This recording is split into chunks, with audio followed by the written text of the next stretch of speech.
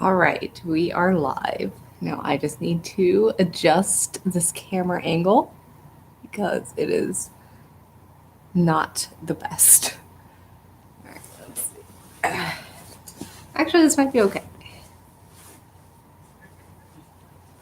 I just want to be comfortable because reading when you're uncomfortable is not a good time. Hi, hot dog man. All right. I have got my mug, my color changing Resident Evil 5 mug. We love that.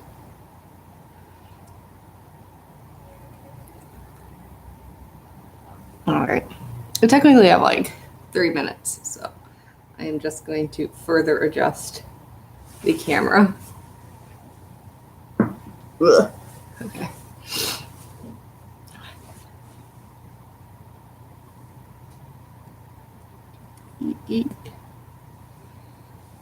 Oh, I think it's actually, yeah, I do think it's going to be okay. All right.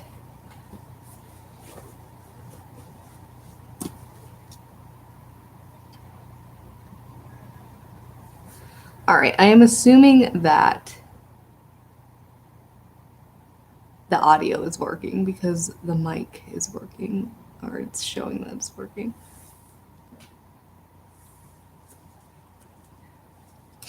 Actually, I have, where did I just put that? I have it going up here. So let's see if I can hear on this device.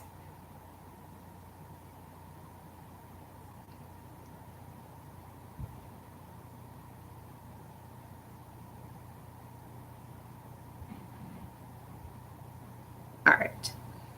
This is my testing for myself. All right. This is my testing for myself. Okay, cool. So I can hear myself. I have the live chat going on this phone so I can actually read if anyone comes in here and says anything. But it's just easier than me trying to like look at the computer because one, I'm blind, and two, the way that my laptop is angled is very like difficult. So I am going to be right back. I'm going to get some water and then I'm going to sit down and begin.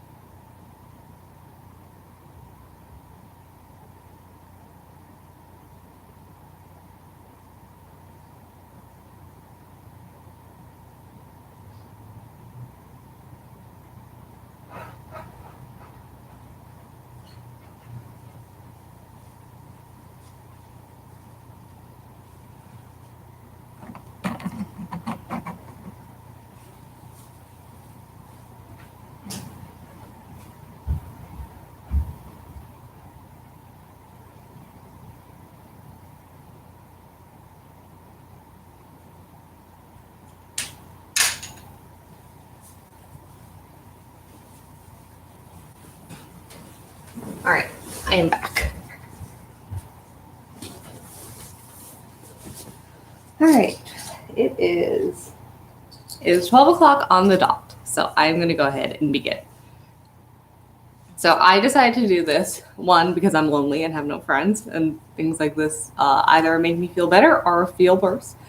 And two, I've been wanting to reread some of S.D. Perry's novels for a while, and I just haven't gotten to it. So I figured, why not read it aloud and see if anyone wants to join me. So S.D. Perry wrote several adaptations for Resident Evil. She did 1, 2, 3, and Code Veronica, as well as 0, which was the last one she wrote. And she also wrote 2 original stories as well. And I always had a great time reading these when I was a teenager. I think they're really fun and sweet. Um, they are very good novelizations of the games.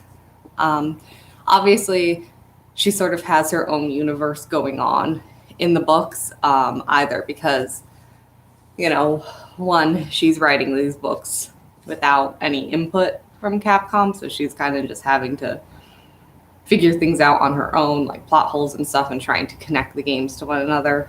And also, obviously, as the series evolved, things changed in canon for the games.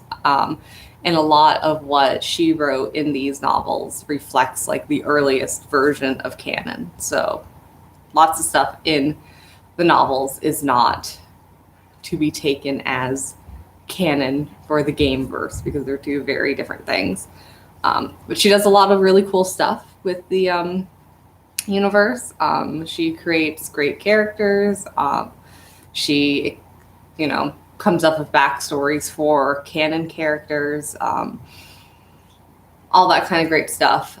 So you'll probably hear names of characters who obviously don't exist in the gameverse and are only in S.C. Perry's universe.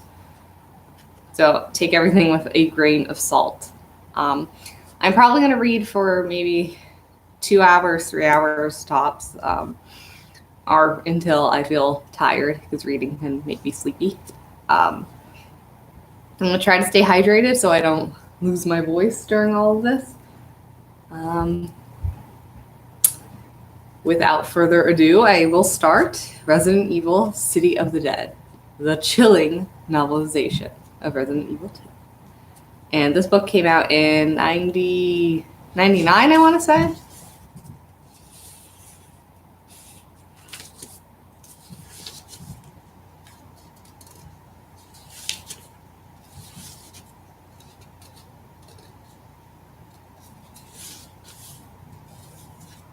All right, let's get comfy.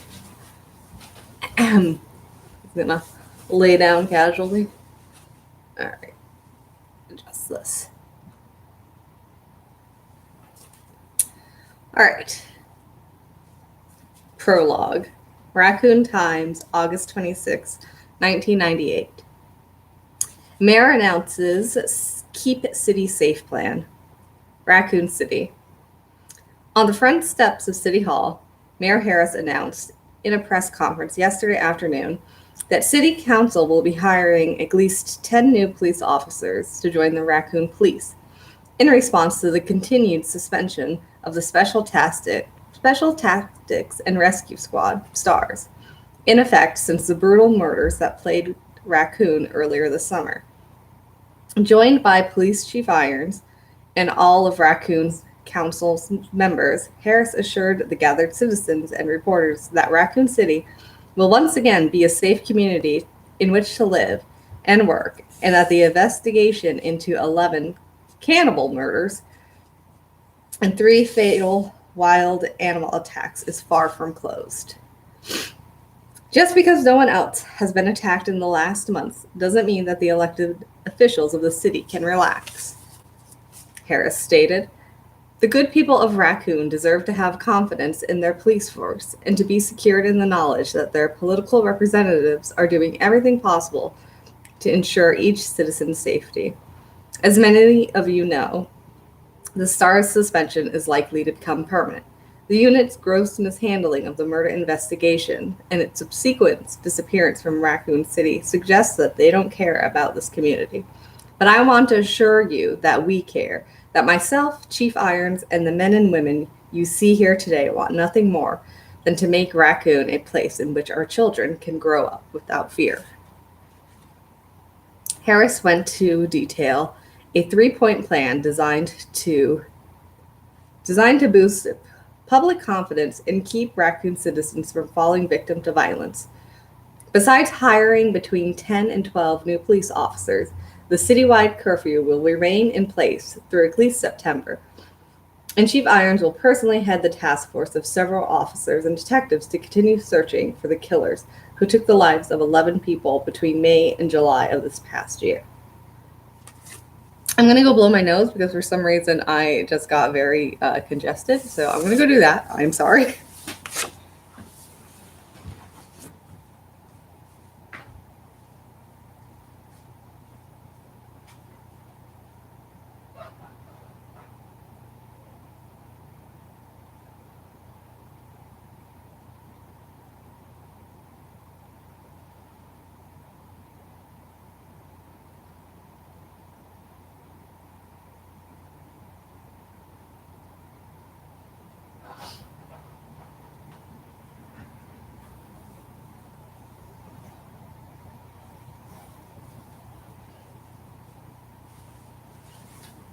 Okay, I'm back. I don't know. God was like, all right, you want to read? Well, time to get really congested, I guess. Drink my tea.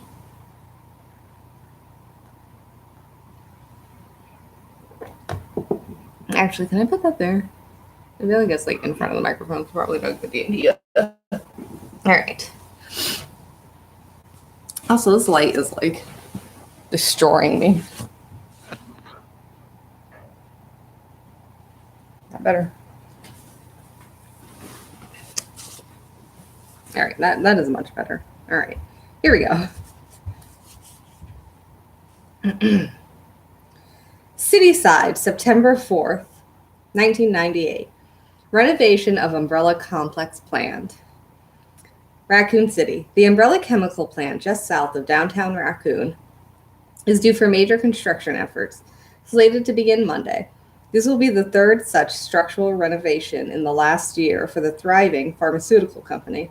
According to Umbrella spokesman Amanda Whitney, 2 of the laboratories inside the main plant will be fitted with several $1 million worth of new equipment designed for vaccine synthesis, and the building itself will receive a state-of-the-art security system. In addition, all of the connected office buildings will be upgrading computers over the next several weeks. But will this be a problem for downtown traffic?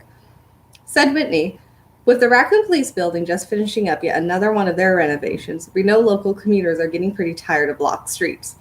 We're going to do our best not to get in the way of downtown traffic. Most of the construction is internal, and the rest we'll be doing after business hours. The courtyard in front of the RPD building, our readers may remember, was recently repaved and landscaped after several mysterious cracks appeared in the cement and topsoil. Traffic had been diverted around 2 blocks of Oak Street for 6 days. When asked why so many overhauls as of late, Whitney replied, Umbrella has stayed ahead of competition for as long as it has been keeping up with current technology. It's going to be a busy couple of months, but I think it'll be well worth the effort when we're finally through. Raccoon Weekly Editorial, September 17th, 1998. Raccoon City. Mayor Harris may be in a rough race next spring. Weekly sources inside the RPD are saying that Brian Irons, chief of police for the last 4.5 years, may be running for the city's top office in the next election, facing off against the popular yet unopposed Devlin Harris.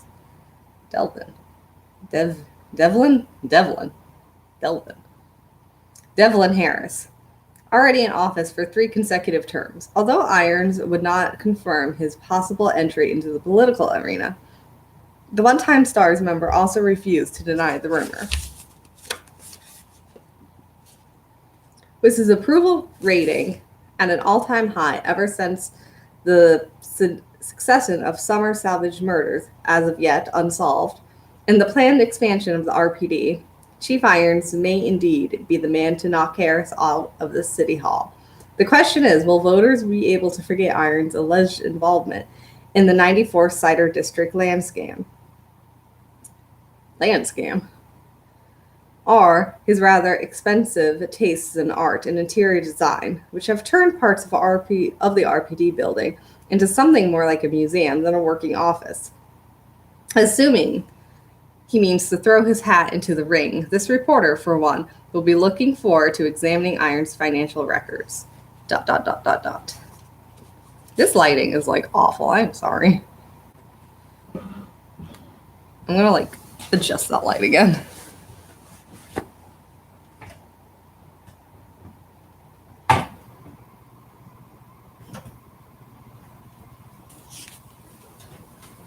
Is that better?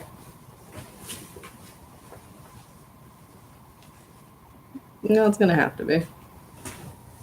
Ugh.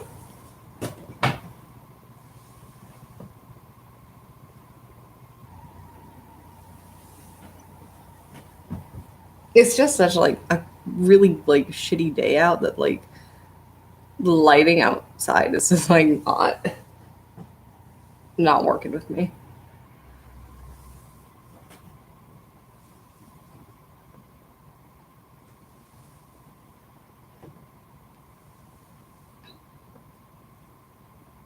All right, you know what? That's just gonna have to be good enough.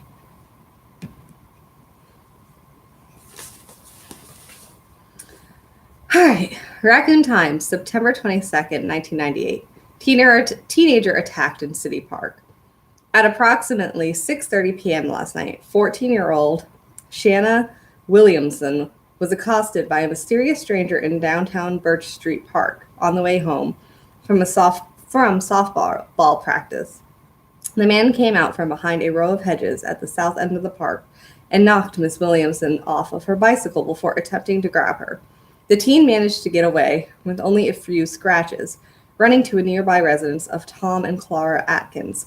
Mrs. Atkins alerted the authorities, who conducted a thorough search of the park but found no sign of the attacker. According to the girl, through a police statement issued earlier this morning, the man appeared to be in transient. His clothes and hair were dirty, and she described a bad odor coming from him, like the smell of rotten fruit. She also said that he seemed drunk, staggering and falling after her as she ran.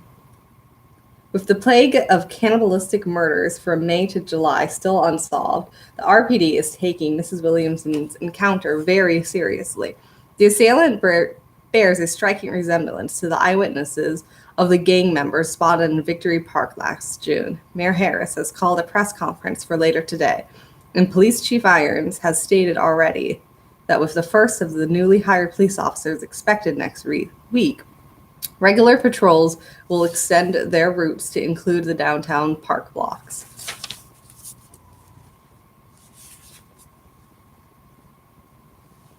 All right. That was the prologue. It was mostly what I really like about like the prologue in this book is that it's all like newspaper clippings, which I think is really cool. I think it adds a like sense of realism to what's going on in Raccoon City. And I think she does a great job sort of building the atmosphere with that. Okay. On my hip. I'm gonna put my hip all behind my head so I can get comfy. There we go. All right. Chapter 1, September 26, 1998. With the guys waiting outside in Barry's truck, Jill did her best to hurry. It wasn't easy. The house had been tossed since the last time she'd been there. The floors were strewn with books and papers, and it was too dark to navigate around the debris easily. That her small home had been violated was upsetting, though not much of a surprise. She figured she should just be thankful she wasn't really the sentimental type, and that the intruders hadn't managed to find her passport. She grabbed random handfuls of clean socks and underwear in the cramped darkness of the bedroom and stuffed them deep into her weathered backpack, wishing she could turn on the lights. Packing a bag in the dark was harder than it sounded. Would be even if one's house hadn't been trashed, but she knew they couldn't afford to take any chances.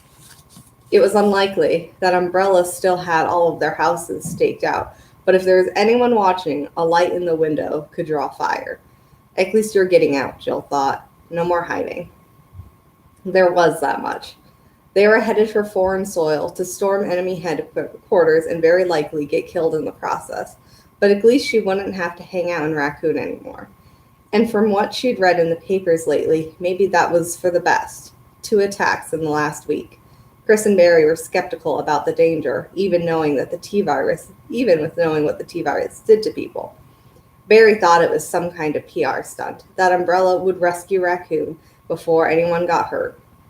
Chris agreed, insisting that Umbrella wouldn't crap in their own backyard, so to speak. What with the Spencer estate disaster so recent? But Jill wasn't prepared to assume anything. Umbrella had already proven that they couldn't contain the research. And with Rebecca and David Trapp's team had faced in Maine, dot, dot, dot. So that last sentence is referring to Perry's original story, which takes place in between the events of the mansion incident and Raccoon. And that book basically just focused mainly on Rebecca and some original characters as well. And it's been a long time since I've read that book, so I could not tell you what happened in that. Now isn't the time to think about that. They had a plane to catch. Jill scooped the flashlight off the dresser and was about to head for the living room when she remembered that she only had one bra with her. Scowling, she turned back to open the drawers and started to dig. She had enough clothing already, chosen from what Brad had left behind when he'd fled Raccoon. She and the guys had been holed up in his vacant house for several weeks, ever since Umbrella had hit Barry's house. And although none of Brad's stuff fit Chris's tall frame, or Barry's massive one, she'd been able to make do. Lingerie, however, wasn't something the Star's pilot had stocked up on. She didn't particularly want to hop off the plane in Austria and have to go bra shopping. Vanity, thy name is underwire, she muttered softly, pawing through the rumpled heap. She found the elusive article only after she'd gone through the drawer twice and crammed it into the bag as she jogged toward the small front room of the rented house. It was only the second time she'd been there since they'd gone into hiding. She had the feeling she might not be coming back for a while. There was a picture of her father on one of the bookshelves that she wanted to take. Stepping nimbly through the dark clutter, she hooded the flashlight with one hand and trained the narrow beam at the corner where the shelf had been. The Umbrella team had knocked the whole thing over, but apparently hadn't bothered to go through the books themselves. God only knew that they'd been looking. God had only known what they had been looking for in the first place. Clues as to where the renegade Stars had been hiding, probably. After the attack on Barry's house and the disastrous mission at the Cove, she no longer had any illusions about Umbrella simply ignoring them. Jill spotted the book she wanted, a rather lurid-looking paperback entitled Prison Life. Her father would have laughed. She picked it up and rifled through the pages, stopping when the light fell across Dick Valentine's crooked grin. He sent the picture along with some of his most recent letters. And she had tucked it into the book so she wouldn't lose it. Hiding important things was a habit she'd gotten into when she was young, one that had just paid off yet again.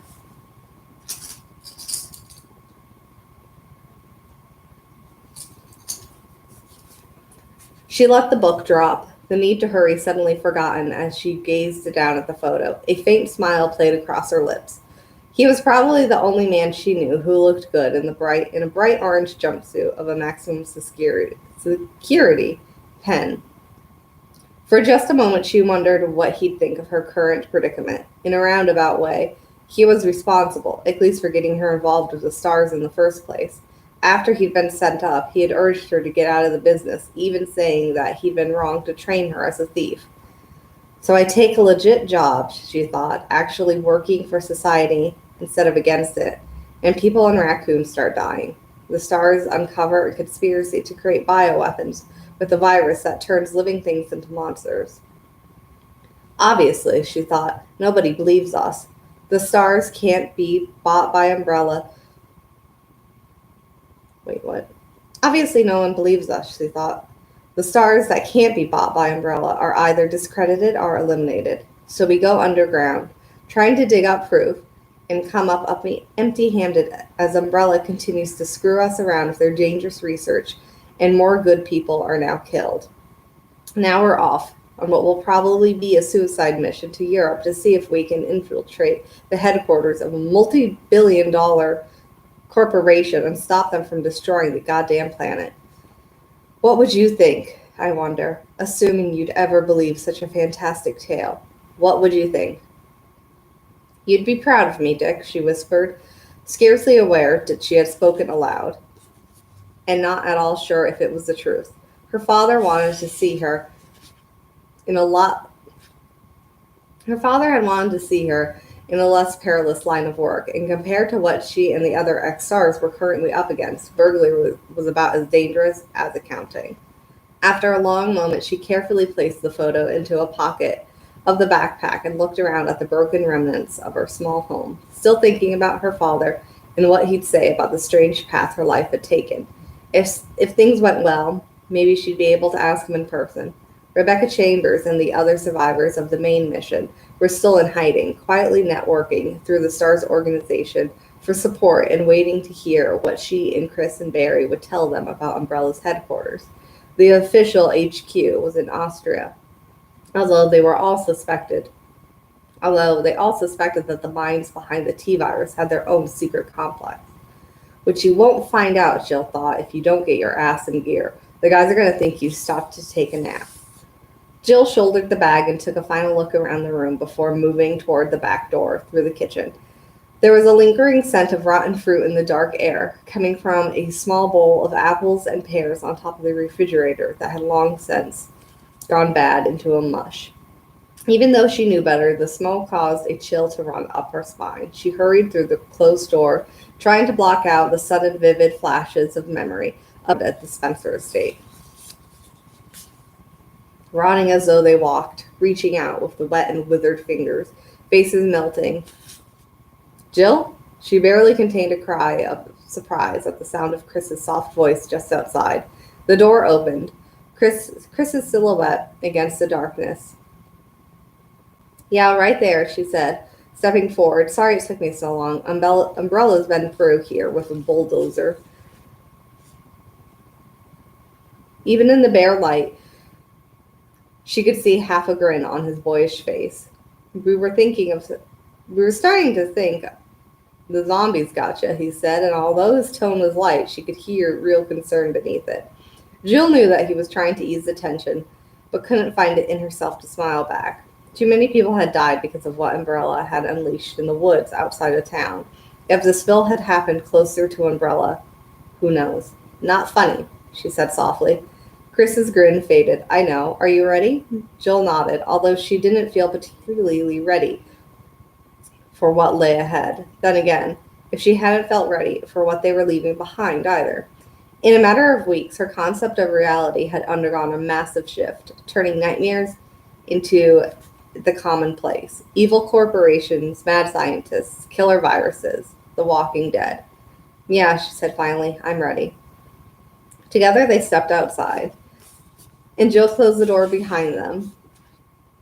She was suddenly struck by a strange and ominous uncertainty that she would never set foot in the house again, that the three of them wouldn't coming back to Raccoon City at all.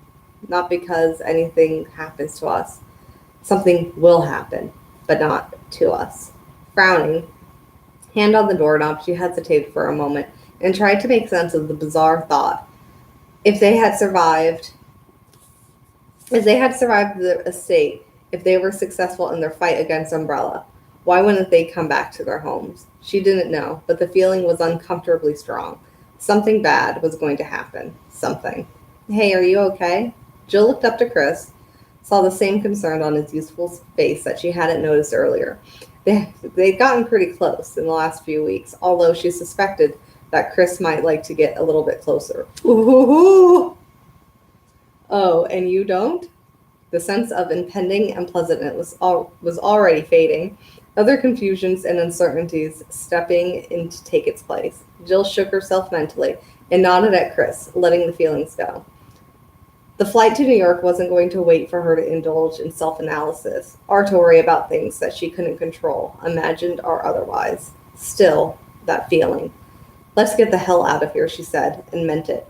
They moved out into the night, leaving the house behind them, as lonely and silent as a tomb. All right, so that first chapter obviously was retconned when Resident Evil 3 came out. So S.G. Perry, when she wrote this book, obviously was under the impression that all of the STARS members were leaving town.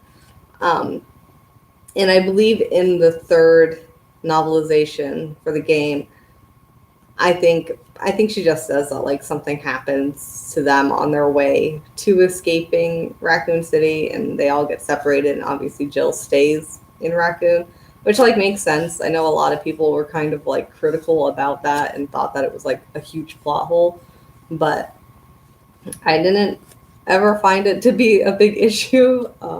Like obviously it happens. SD Perry was obviously writing these books with no help from Capcom, so she did the best that she could. I'm going to take a sip of water.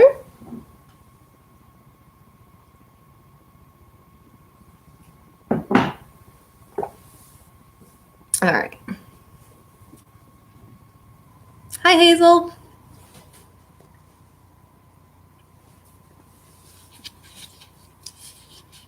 Chapter 2, October 3rd, 1998. I cannot get comfortable. And I like almost did this in cosplay, and then I was like, absolutely not, because I want to be comfortable. All right, there we go. Chapter 2, October 3rd, 1998.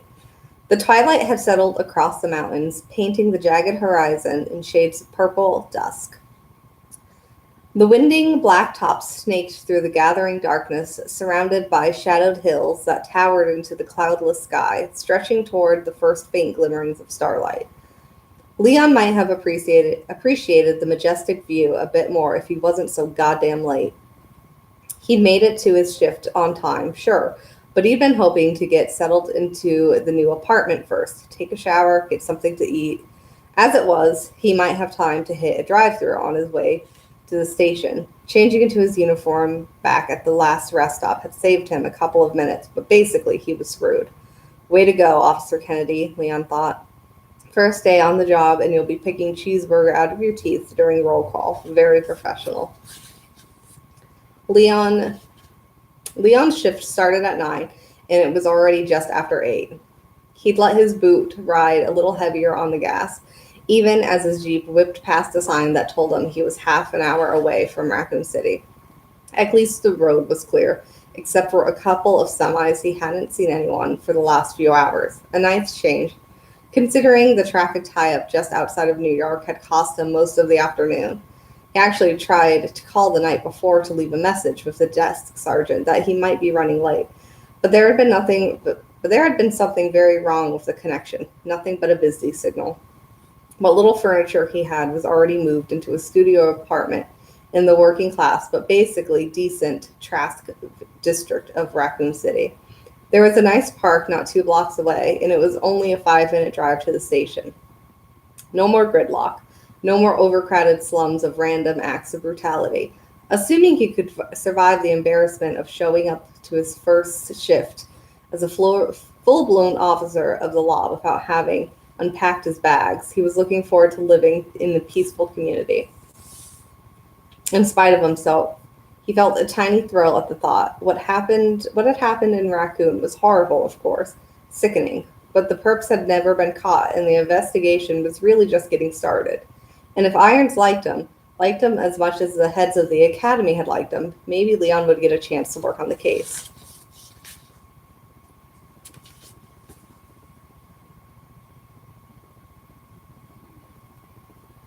Yeah, poor Leon. He's so innocent. He's just driving. He's just having a good time. So full of hopes and dreams. Word had it that Chief Irons was kind of a prick, but Leon knew his training had been top-notch. Even a prick would have to be a little impressed of him. He graduated in the top 10th, after all, and it wasn't like he was a stranger to Raccoon City, since he'd spent most of his summers there as a kid, when his grandparents were still alive. Back then, the RPD building had been a library, and Umbrella was still several years away from turning the town into an actual city. But in most ways, it was still the same quiet place he remembered from his childhood. Once the cannibal killers were finally put away, Raccoon would be ideal again. Beautiful, clean, a white-collar community nestled in the mountains like a secret paradise. So I get settled in for a week or two, he thought, And Iron notices how well written my reports are, or sees how good I am on the target range. He asks me to take a look at some case files just to familiarize myself with the details so I can do some footwork. And I see something that no one else has seen, he thought. A pattern, maybe, or a motive of more than just a few victims. Maybe I run across a witness report that reads wrong. No one else has caught it because they're too lived up for too long. And this rookie cop, myself, just comes along and cracks a case not a month out of the academy, and suddenly, something ran in front of the Jeep. Jesus! Leon hit the brake and swerved, shocked out of his daydream as he struggled for control of the vehicle. The brakes locked, and there was a screech of rubber that sounded like a scream. The Jeep turned to face the darkening trees that lined the road and came to a stop on the shoulder, dying after a final lurching jolt. Heart pounding and the stomach in knots, Leon opened the window and craned his neck, scanning the windows for the animal that had darted across the highway. He hadn't hit it, but it had been close. Some kind of dog. He didn't get a very clear look. A big one, though, a shepherd or maybe an oversized Doberman, but it had looked wrong somehow. He'd only seen it for a split second. A flash of glowing red eyes and lean, wolfish body. And there was something else. Something that seemed kind of slimy, he thought. No, just a trick of light. Or you were just so shit scared that you saw something wrong. You're okay, he thought. And you didn't hit it. That's the important thing. Yeah, never trust small towns. Absolutely not. Especially in the Midwest. Don't ever trust a small town in the Midwest. Jesus, he said again, softer this time, feeling both relieved and suddenly quite angry as the adrenaline leaked out of his system. Leaked. People who let their dogs run loose were idiots, claiming they wanted their pets to be free, then acting surprised when Fido got squashed by a car. The Jeep had come to a stop just a few feet away from a sign that read Raccoon City 10. He could just make out the lettering in the glowing shadows.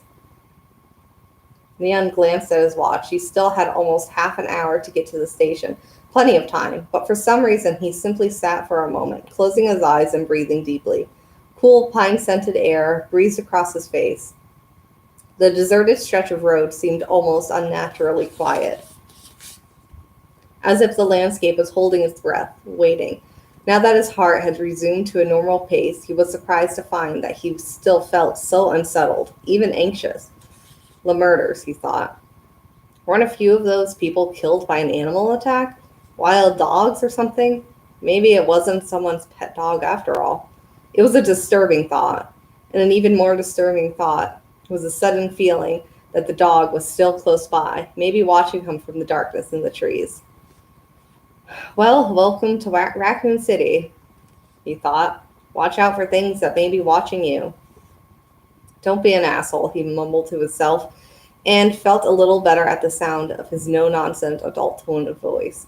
He wondered if he would ever outgrow his imagination, daydreaming like a kid about catching the bad guys and inventing killer dog monsters lurking in the shadows. Let's try and act our age, he thought. You're a cop, for God's sakes, grow up. He started the engine and backed onto the road, ignoring the strange sense of unease that something had managed to take hold of him in spite of his mind's voice. He had a new job and a nice apartment in a nice little up-and-coming city. He was competent, bright, and decent-looking. As long as he kept his creativity in check, everything would be fine. And I'm on my way, he said to himself, forcing a grin that felt so out of place, but suddenly necessary to keep his mind at peace. He was on his way to Raccoon City, to a promising new life, and there is nothing to be uneasy about. Nothing at all. Poor baby. Claire was exhausted, both physically and emotionally, and the fact that her butt had been aching for the last couple of hours wasn't helping matters much either. The thrum of the Harley's engine seemed to have settled deep into her bones, a physical counterpoint to the butterflies in her stomach. And of course, the worst of it seemed to emanate from the extremely sore and overheated engine. Plus, it was getting dark, and like an idiot, she wasn't wearing her leathers. Chris would be totally pissed. He's going to yell his head off, Claire thought. and I won't even care. God, Chris, please be there to scream at me for being such an idiot. The Harley buzzed along the dark road, and the sound of the engine echoed back from her, from the sloping hills and the shadow-laden trees. She took the corners carefully, very aware of how deserted the winding highway was. If she took a spill, it could be a long time before anyone happened by. Like it would matter, she thought. Take a spill without your gear on, and they'll be scraping pieces of you off the asphalt with the squeegee. Squeegee. It was stupid, she thought. She knew it was stupid to have left in such a god-awful hurry that she couldn't be bothered to suit up. But something had happened to Chris. Hell, something may have happened to the entire city. Over the past couple of weeks, the growing suspicion that her brother was in trouble had become certainty, and the calls she made that morning had cinched in for her. Nobody's home. Nobody home anywhere, like Raccoon City moved and forgot to leave a forwarding address. It was definitely creepy, although she could wait, what? It was definitely creepy, although she could give a shit about Raccoon. What mattered? I think that's supposed to say she couldn't. Whatever. What mattered was Chris was there, and if something bad had happened to him, she wouldn't think that way. Chris was all that she had left. Their father had been killed on their construction job and they were both still kids. And when their mother had died in a car crash 3 years ago, Chris had done his best to take on a parental role.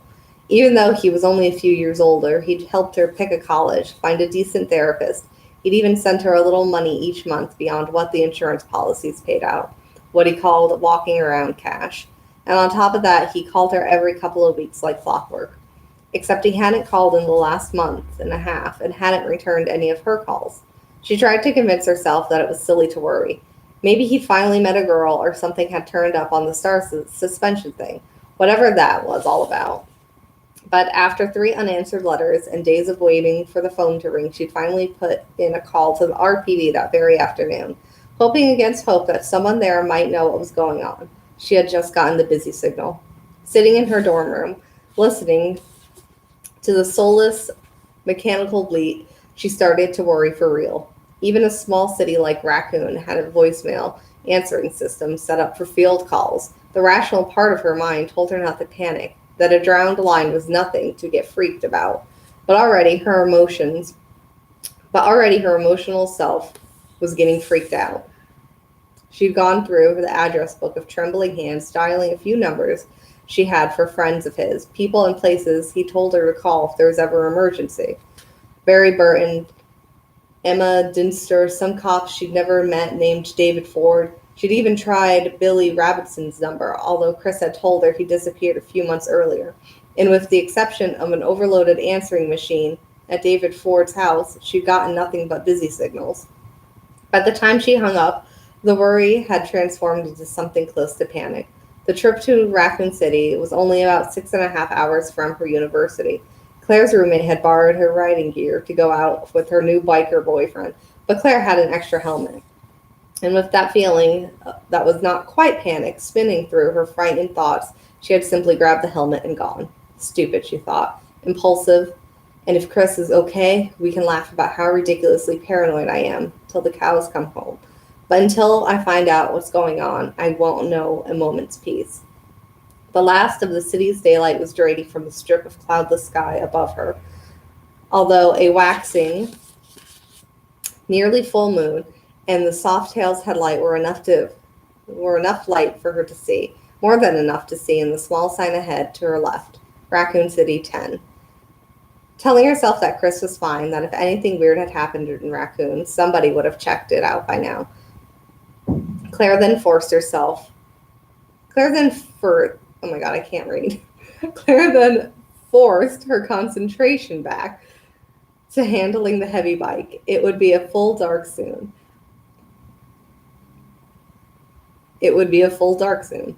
But she'd be in Raccoon before it was too dark to ride safely. Whether or not Raccoon City would be safe, she'd find out soon enough. These books were not very well edited. There are a lot of typos in here, which I never caught when I was a kid. No girlfriend, only little sister. Yeah, sorry, Chris isn't allowed to have a girlfriend. He has to take care of Claire. Chapter 3. Leon reached the outskirts of town with 20 minutes to spare, but decided that a hot dinner was going to have to wait. From his previous visits to the station, he knew that there were a couple of vending machines he could hit up for something to tide him over. The thought of stale candy and peanuts didn't sit well on his growling stomach, but it was his own goddamn fault for not taking New York's traffic into account. The drive into the city proper did a lot to soothe his still rattled nerves. He passed a few small farms that lay east of the town, the fairgrounds, and the storage sheds, and finally the truck stop that had marked the separation of rural Raccoon from urban.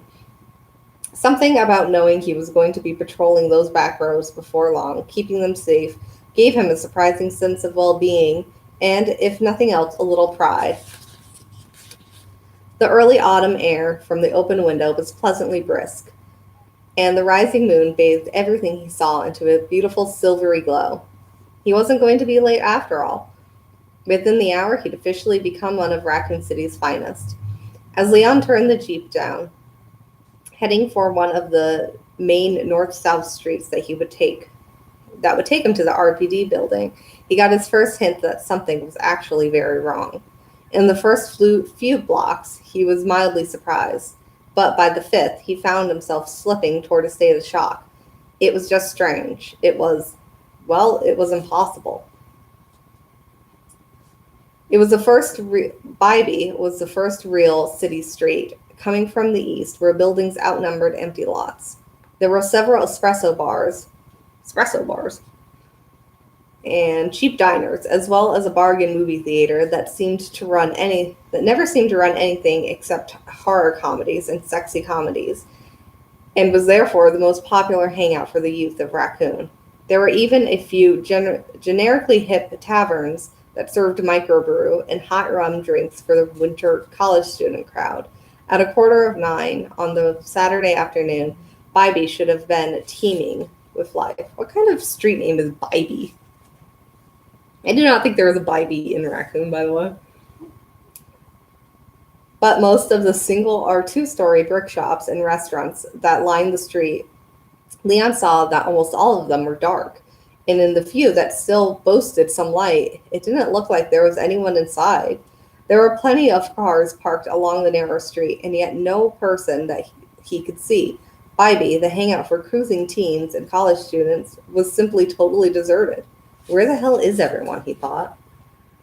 His mind grasped for a few answers as he crept down the silent street, searching desperately for a reason, and for some way to alleviate the sweaty anxiety that had once again settled over him.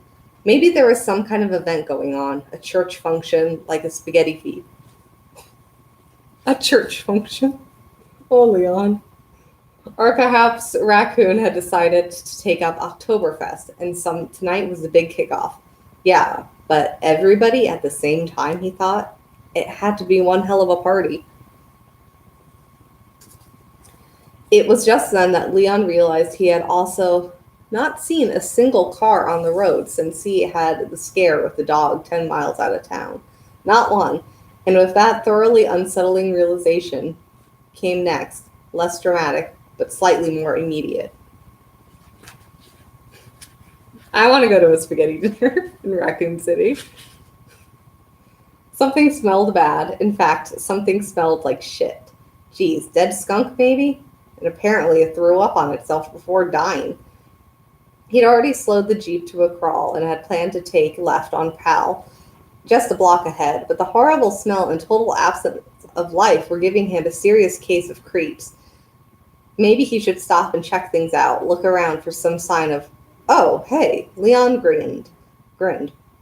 Relief flooding through his confusion. There were a couple of people standing at the corner, practically right in front of him. The streetlight was out on their side, and he could see them in the silhouette clear enough. A couple, a woman in a skirt and a man wearing big work boots. As he got closer, he could see that, by the way they moved, heading south on Powell, that they had to be momentally drunk. Both of them staggered into the shadows cast by an office supply store, and just out of sight. But he was going in that direction anyway. No harm in stopping to ask what was going on, right? Must have just come out of O'Kelly's, he thought, A pine or two too many, and as long as they're not driving anywhere, fine by me. Am I going to feel stupid when they tell me that tonight's the big free concert and the all-you-can-eat town barbecue? Almost giddy with relief, Leon turned to the corner and squinted into the heavy shadows, looking for the pair.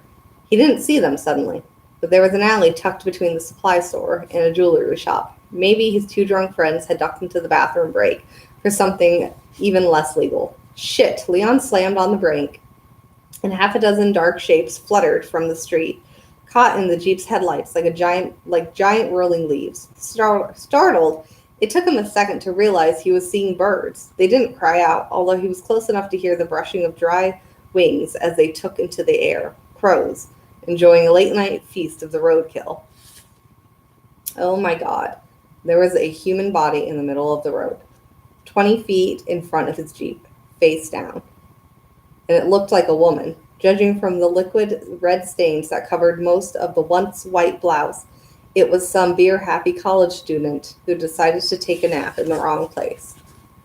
That is very, unsympathetically. Hit and run, he thought. Some bastard hit her and then drove away. What a mess. Leon killed the engine and was halfway out the door before his racing thoughts caught up to him. He hesitated, one foot on the asphalt, and the stench of death heavy in the cool, still air. His mind had latched onto an idea that he didn't want to consider, but he knew he had. But he knew he had better. This wasn't some training exercise. This was real life. What if it's not a hit and run, he thought. What if there's no one around because some psycho gunman decided a little target practice? Everyone could be inside, laying low. Maybe the RPD's on their way, or maybe those drunks were drunk. They could have been shot, or were trying to get help. He leaned back into the Jeep and fumbled under the passenger seat for his graduation gift, a Desert Eagle .50 AE Magnum with a custom 10-inch barrel. His father and uncle, both cops, had gone in together on it. Not standard issue for the RPD, in fact, much more powerful. As Leon grabbed the clip from his glove box and slapped it inside. Anyway, feeling the solid weight of the weapon in his slightly unsteady hands, he decided it was the best present he'd ever received. He stuffed 2 more clips into the belt pouch on general principle. Each only held 6 rounds. Pointing the loaded Magnum at the ground, he stepped out of the Jeep and took quite a look and took a quick look at his surroundings. He wasn't all that familiar with Raccoon at night, but he knew that it shouldn't be as dark as it was. Several of the lights farther along Powell were either shot out or simply not on, and the shadows past the blood-soaked body were thick. If not for the Jeep's headlight, he wouldn't have even been able to see that. He edged forward, feeling horribly exposed as he left the relative cover of the Jeep, but aware that she could still be alive. It didn't seem likely, but he had to at least check. A few steps closer, and he could see that it was definitely a young woman. Lank red hair obscured the face, but the clothes were right: denim, pedal pushers, and flats. The wounds were mostly hidden by the bloody shirt, but there seemed to be dozens. Swallowing heavily, Leon quickly switched the gun to his left hand and crouched down next to her.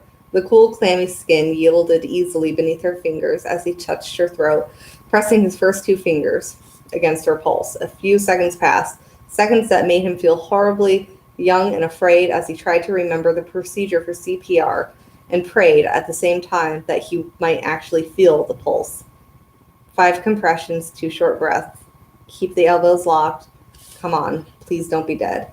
He couldn't find it, and he didn't want to wait 1 more second. He tucked the Magnum into his belt and grabbed her shoulders to turn her over to check for breathing. As he started to lift, he saw someone that made him lay her down again, his heart a twisting knot in his chest.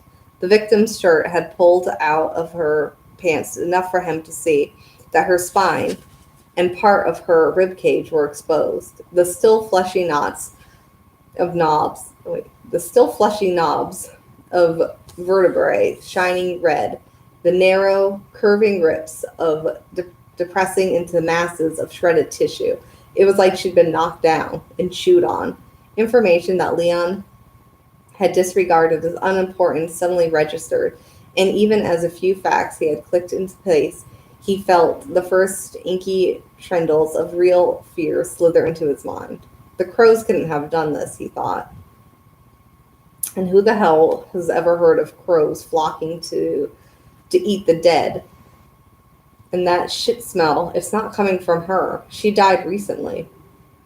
No, no way. Cannibal murders. For that to happen, for a person to have been killed and then partially devoured on a city street, with no one to stop it, and with enough time to pass for scavengers to come, for that to happen, the killers would have to slaughter most, if not all, of the population. Doesn't seem likely, Leon thought. Fine, then what's that smell? And where is everyone? Behind Leon, there was a low, soft groan, a shuffling footstep, and another sound. It barely took him a second to stand and turn, hand instinctively snatching for the magnum.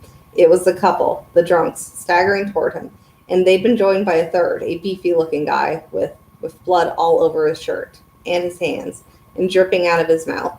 A rubbery red mouth it set into a pasty, rotting face with an open sore. The other man, the big man with the big work boots, had suspenders and looked much the same, and the V of the blonde woman's pink blouse revealed cleavage that was spotted with darkness and what appeared to be mold. Ew.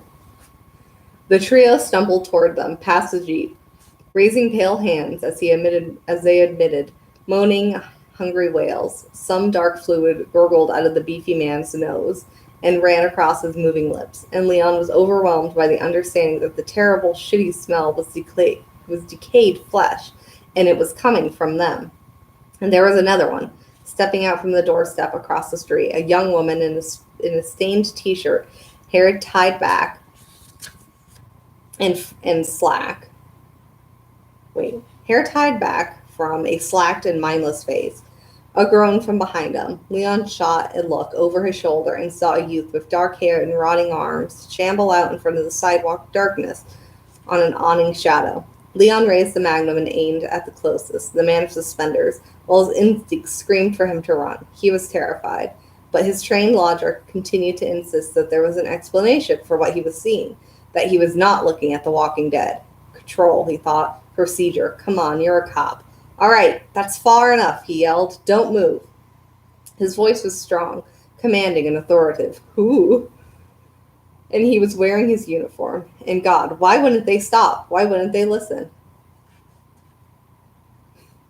The man in suspenders moaned again, blind to the weapon pointed at his chest and still flanked by the others, now less than 10 feet away.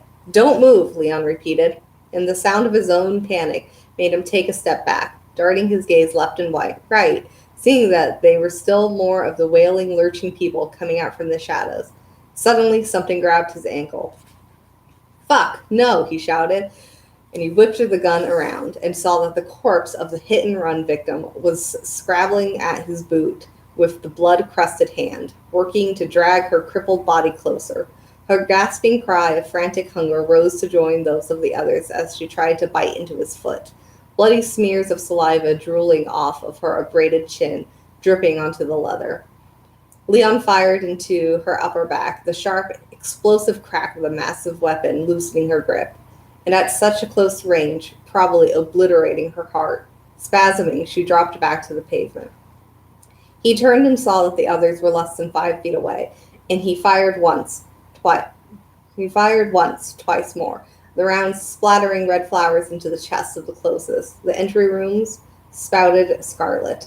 The man in suspenders was hardly fazed by the twin gaping holes in his torso, his staggering faltering for only a second. He opened his bloody mouth and gasped out a hissing meal of hunger, hands raised again as if to direct him some source of relief. Must be something, Leon thought. Firepower like that could drop an elephant. Backing away, Leon fired again, and again, and again. Then the empty clattered onto the pavement. Another one was slammed in, more rounds fired.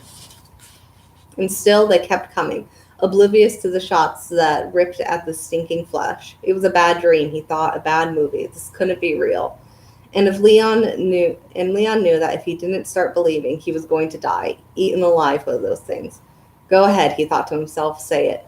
These are zombies. Blocked by his Jeep, Leon stumbled away, still firing. Oh, Leon, you're not having a very good day, are you? I love the gross details too. Like, I forget how gross these books are. Like she just goes wild with details of gore, and it's good for you. You're having a great time. There's something in my eye. Okay. All right, chapter 4. So much for the nightlife, Claire thought. This place is Deadsville. Deadsville. Claire had seen a couple of people wandering around as she pulled into Raccoon City, though not nearly as many as there should have been. In fact, the place had seemed spectacularly deserted. The helmet blocked out. Her helmet, I can't read, I'm sorry. Her helmet blocked out a lot of visual evidence, but there was definitely a lack of business going on at the east end of town, a lack of traffic as well. It struck her as weird, but considering the disaster she'd been imagining all afternoon, it wasn't that ominous. Raccoon City still existed, at least. And as she headed for the 24-hour diner off of Powell, she saw a fairly large group of partiers walking down the middle of the side street, drunken frat boys, if she remembered from her last visit. Obnoxious, she thought, but hardly the horsemen of the apocalypse. She'd planned to head straight for Chris's apartment before she realized that she'd be passing Emmy's on the way. Chris couldn't cook worth a damn. He'd lived on cereal, cold sandwiches, and dinner at Emmy's about 6 nights a week. Even if he wasn't there, it might be worth to stop in and ask one of the waitresses if she'd seen him lately. As Claire pulled the soft tail to a gentle stop in front of Emmy's, she noticed a couple of rats scurrying away from the top cover of a garbage can. She put down the stand and unstraddled the bike, taking off her helmet and setting it onto the warm seat. Shaking out her ponytail, she wrinkled her nose in disgust. From the smell of things, the trash had been sitting there for quite a while. Whatever they were throwing away gave off a seriously toxic stink. Before going in,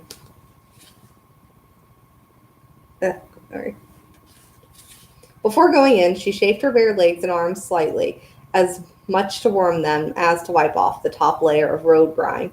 Shorts and a vest were no match for an October night, and it reminded her once again of how dumb she had been to ride Bear. Chris would have given her one hell of a lecture.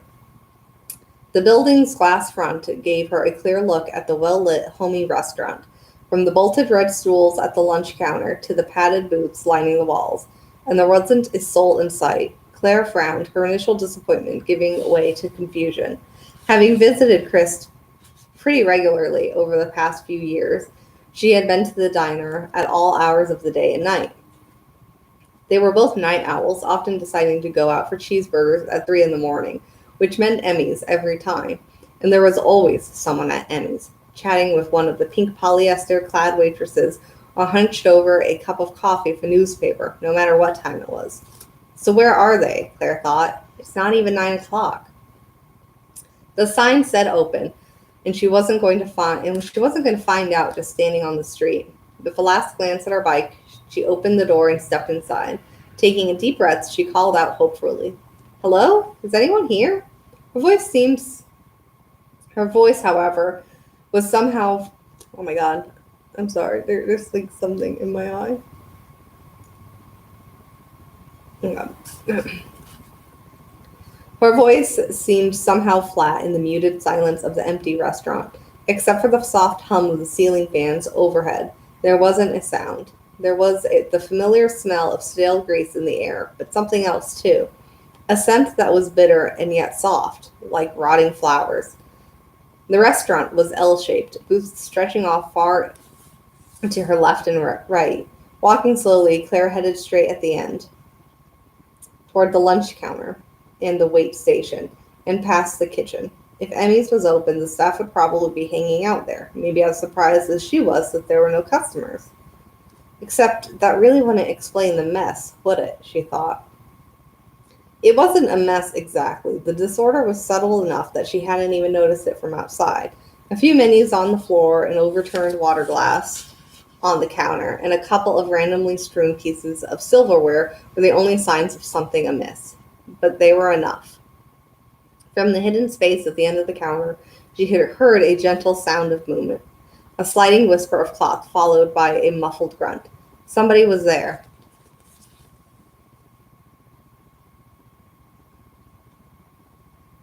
I want to eat in that cafe too. It sounds like a hoot. Sounds like a great time. Heart thumping loudly, Claire called out again. Hello? For a beat, there was nothing. And then another grunt, a muted grunt that raised the hair on the back of her neck. In spite of her misgivings, Claire hurried toward the back, suddenly feeling childish for her desire to leave. Maybe there had been a robbery. Maybe the customers had been tied up and gagged, or even worse, so badly injured that they couldn't cry out. Like it or not, she was now involved. Claire reached the end of the counter and pivoted left, and then froze, eyes wide, feeling as though she'd been physically slapped. Next to a cart loaded with trays was a balding man dressed in cook's whites, his back toward her.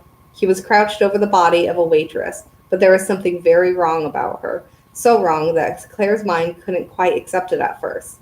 Her shocked gaze took in the pink uniform, the walking shoes, even the plastic name tag still pinned to the woman's chest, what looked like Julie or Julia. Her head, Claire thought. Her head is fucking missing. Once Claire realized what was wrong, she couldn't force herself to unrealize it, as much as she wanted to. There was a pool of drying blood where the waitress's head should have been, a sticky puddle surrounded by fragments of skull and dark mashed hair, chunks of miscellaneous gore. The cook had his hands over his face, and Claire stared in horror at the headless corpse. He let out a low, pitiful wail. Claire opened her mouth, not sure what would come out. To scream, to ask him why, how, to offer, to call for help. She honestly didn't know.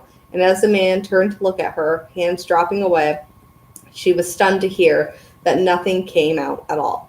He was eating the waitress. His thick fingers were clotted with dark bits of tissue. The strange and alien face he raised into view was also smeared with blood.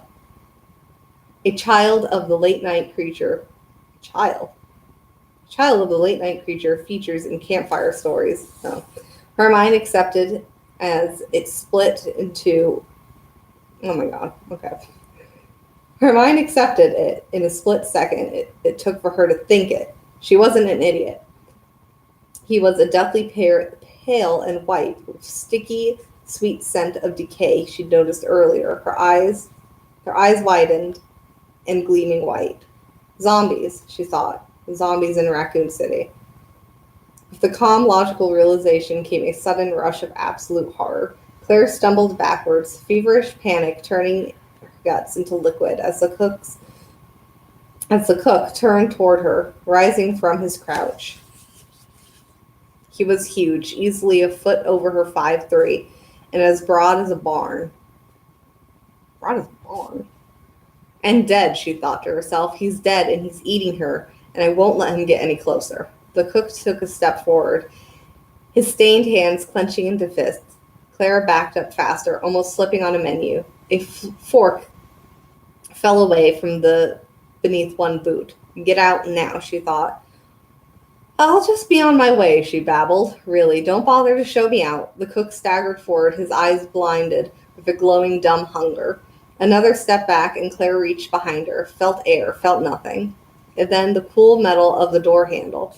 A shot of adrenaline triumph bolted through her as she spun, snatched at the handle, and screamed. A short, sharp cry of horror. There were 2, 3 more of them outside, their flesh pressed against the glass of the front door. One of them only had one eye, a hole where the other should have been. Another had no upper lip. A ravaged, permanent grin sprawled across its lower jaw. They clawed mindlessly at the windows, their ashy, ravaged fingers awash with blood, and from the shadows across the street, dark shapes shambled into the open. From the edge of her vision, the glowing green exit sign shone like a beacon. She spun again and barely saw the cook reaching out for her a few feet away. her full attention fixating on what was only hope of escape. Of only hope of escape. She ran, and the boots whipping into a flash unseen color, her arms pumping for speed. The door opened out into the alley, and she was going to hit it running, and if it was locked, she was screwed. Claire slammed into the door, and it flew open, crashing into the brick wall of the alley. And there, suddenly, was a gun pointed at her face, the only thing that could have possibly stopped her at that moment, a man with a fucking gun. She froze, raising her arms instinctively, as if to ward off a blow. "Wait," she screamed. "Don't shoot!" The gunman didn't move, a deadly-looking weapon still aimed at her head. "He's gonna kill me." "Get down," the gunman shouted, and Claire dropped, her knees bulking, as if the command was from his fingertips. The gunman fired, and Claire snapped her head around, saw the dead cook falling backwards from directly behind her, at least one massive hole now in its forehead. Sluggish spurts of blood jetted from the wound, his white eyes filming over with red. The fallen corpse twitched, once, twice, and then it stopped moving. Claire turned back to the man who had saved her, and his uniform registered for the first time. A cop. He was a cop. A young, tall, and almost as terrified looking as she felt. His upper lip beaded with sweat and his blue eyes wide and unblinking. His voice, at least, was strong and sure as he reached down to help her up. "We have to get out of here," he said. "Come with me. We'll be a lot safer at the police station." As he spoke, she could hear the closing chorus of the gasping moans from the street, the wails of hunger growing louder. Claire let herself be pulled up, gripping at his hand tightly, taking a small comfort in the fact that his fingers were as shaky as hers. They ran, dodging dumpsters and heaps of flattened boxes, chased by echoing, haunting cries of the zombies that they found in the dark alley, and started quickly after them. Oh boy.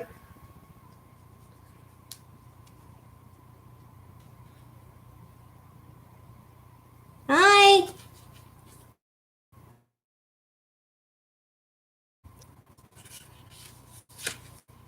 All right. Chapter 5. Leon ran alongside Leon ran alongside the girl, desperately racking his memory for the city's downtown layout. The alley should let out on Ash Street, not far from Oak and RPT City Street. But the station was at least another 15 blocks west. Unless they could find transportation, they weren't going to make it. He was on his last clip, 4 rounds left, and from the sounds reverberating through the alley, there were dozens, maybe hundreds of creatures at either end. As they reached the mouth of the alley, Leon held up one hand and slowed to a jog, scanning the dimly lit street. He couldn't see much, but from where they stood next to the street lamp, there were 11 or 12 creatures just to their right, staggering and reeling their way through the stinking darkness. There were only 3 of them to the left, not far from. "There!" Claire interrupted. Leon then pointed at the squad car parked across the street, feeling a flush of wild hope. There was no officers in sight. That was too much to ask for, of course, but the front doors were standing open, and the 3 moaning things that roamed nearby couldn't possibly reach it before he and the girl did. Even if there were no keys, there was a radio, and the windshield was bulletproof. They could probably hold out against the walking corpses until help came. He hesitated just long enough to see the girl nod, her brown ponytail bobbing as they ran, and they were sprinting for the black and white, the pavement a blur beneath their feet. Leon couldn't afford to waste the ammo. They reached the car at the same time and split, the girl running toward the passenger sides, and Leon realized with a new kind of horror that she probably thought the car was his. He waited for her to slam the door before jumping behind the wheel, a small, deeply frightened part of him screaming that this was his first day as he yanked his own door shut. A prayer answered, the keys were still in the ignition, and grabbed them, feeling a wild hope once again, like there were options besides dying. "Buckle up," he said, barely hearing her assent as he turned the keys and the flashes came on. Ash Street and the creatures that stalked it were bathed in blue and red swirls of pallid color, shadows changing from its thickness. It was a vision of hell, and he hit the gas, desperate to get away from it as fast as he could. Spun from the curb with a squeal. Leon pulled the wheel to the right and then the left, narrowly missing a lurching woman whose scalp had been torn half off. Even through the closed windows, he could hear her frustrated howl as they sped away, joined by the cries of many, many more. Back, he thought. Maybe call for backup. Leon fumbled with the radio, not taking his gaze off the road.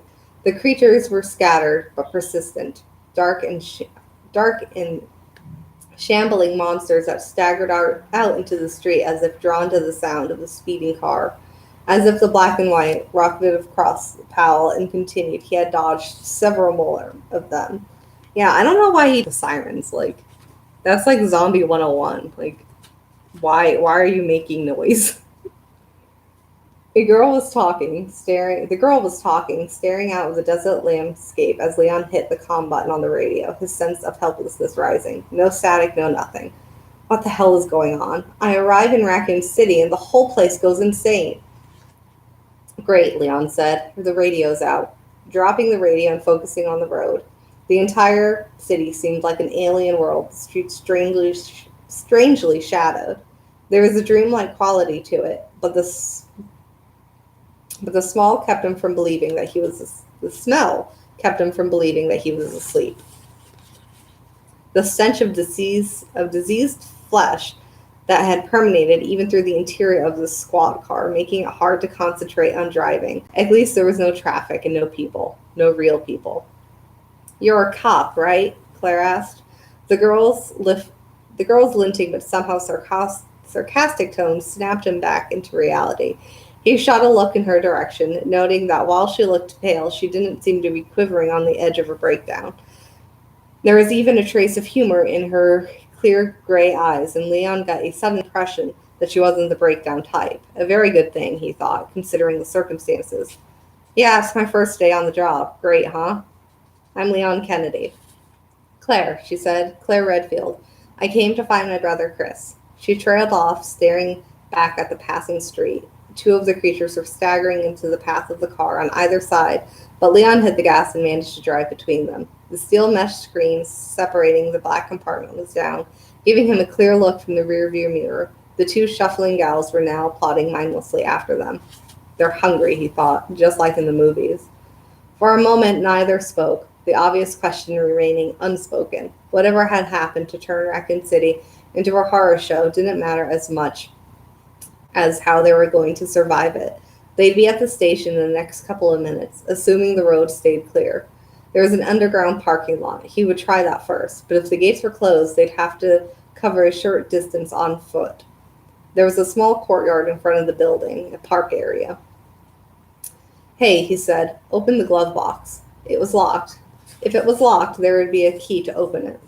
Claire tapped the button and reached inside, revealing in the back. Wait, what? Claire tapped the button and reached inside, revealing the back of her pink sleeveless vest. The legend Made in Heaven was applicated onto the voluptuous angel holding a bomb. The outfit suited her, he thought. There's a gun inside, she said, and pulled out a sleek semi-automatic. She raised it carefully and checked to see if it was loaded before digging out a couple of clips. It was one of RPD's oldest issues, a 9mm HP. Since the slew of recent murders, the Raccoon Force had been carrying VP-70s, another 9mm. The difference was that the Browning could only hold 13, while the newer issues could hold 18 rounds, 19 if you kept one chambered. From the way she handled it, Leon could tell that she knew what she was doing. You should probably take it with you, he said. The RPD kept a decent arsenal, assuming that there were still cops around. He could pick up his assigned weapon. And do you keep assuming anything, he thought, bleakly. As Leon took the corner of Ash and 3rd a little too quickly, the realization finally hit him that the station itself might be crawling with zombies. Everything was happening so fast, and he hadn't even considered that possibility. He straightened out the car and let up the gas, trying to come up with an alternative as calmly and rationally as he could. Maybe there was an organized defense at the station, he thought, but it wasn't easy to feel hopeful with the stink of decay so heavy in the air.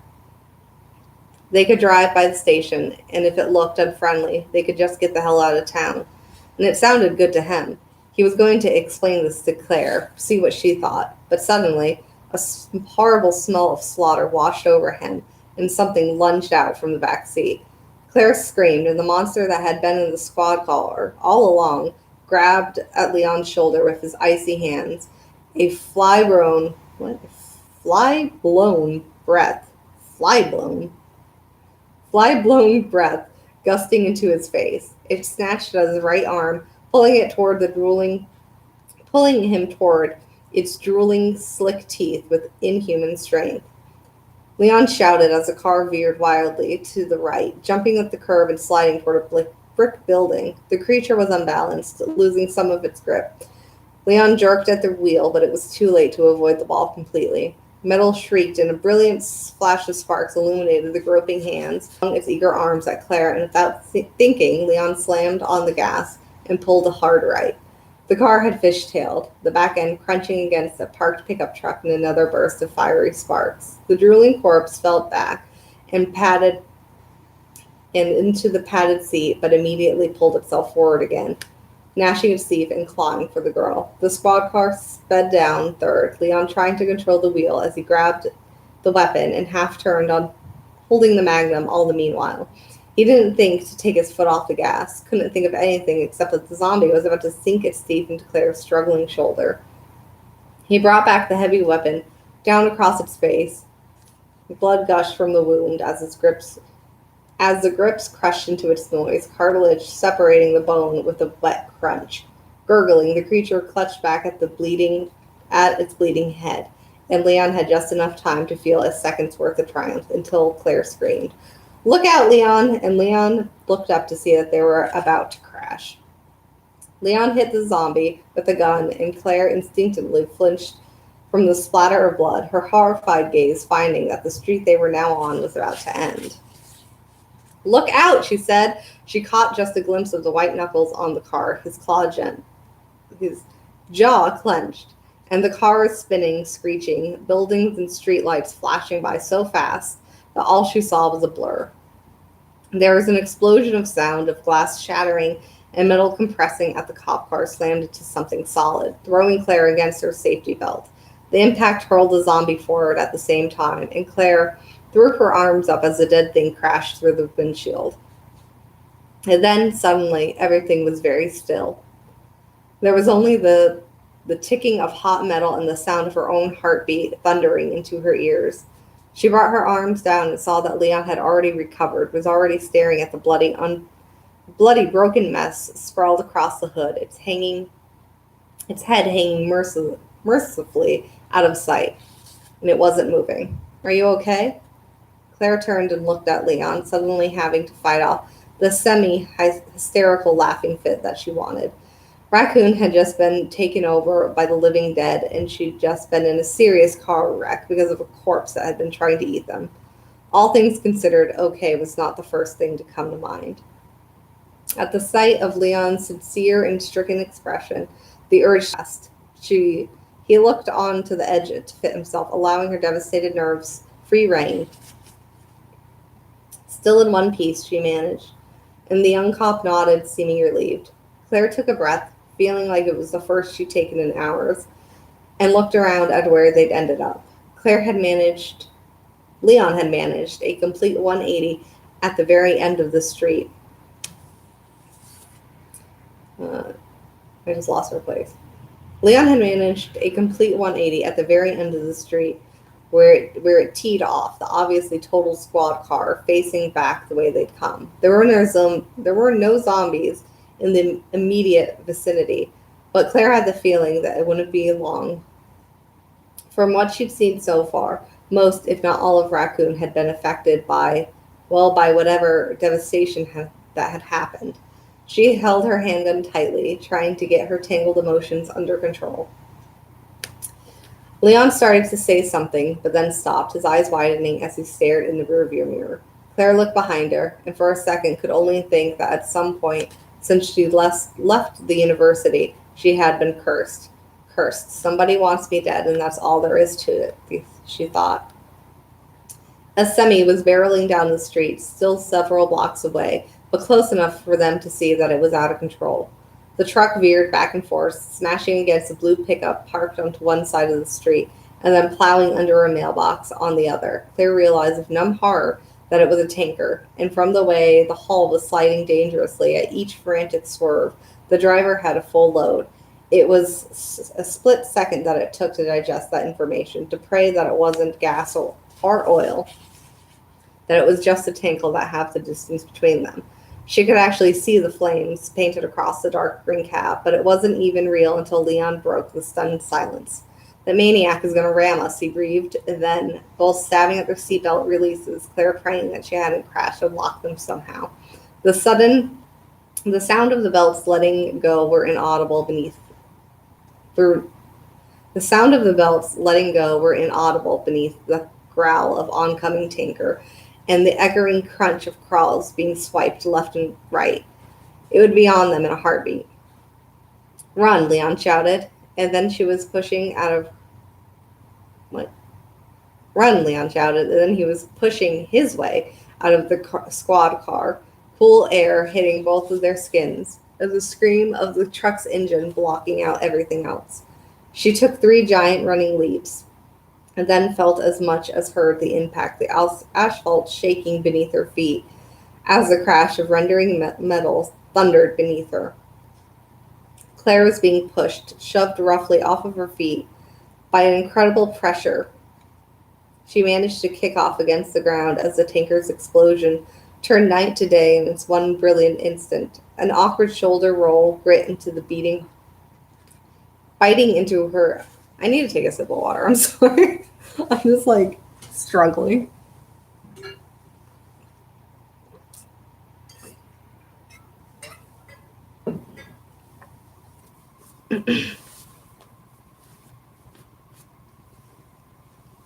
Yeah, that's a good point. He has like his magnum like so early. I didn't even think about that.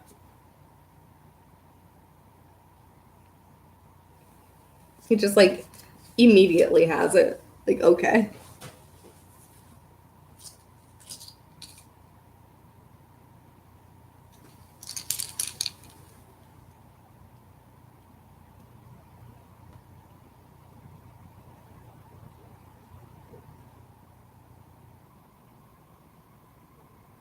All right.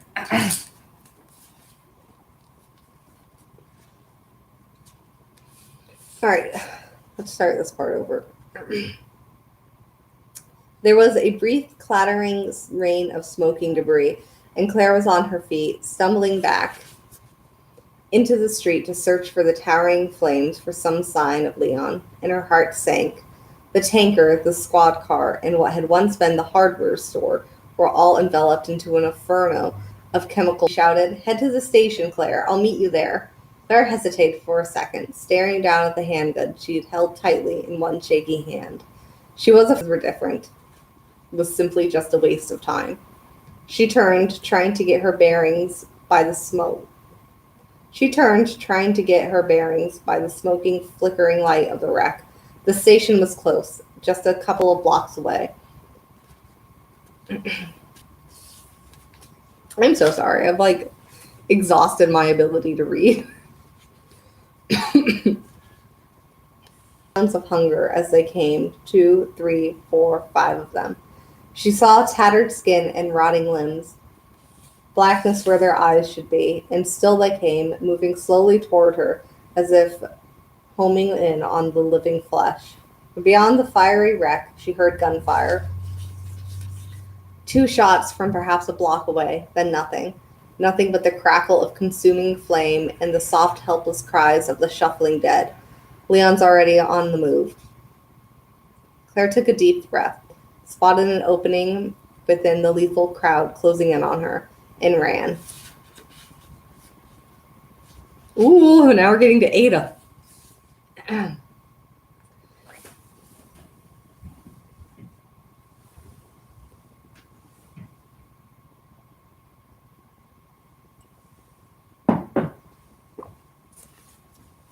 going to sit up for this. All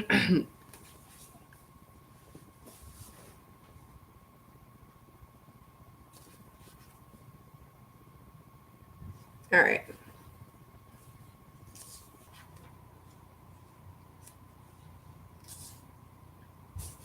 Actually, hold on. I think my cat is doing something.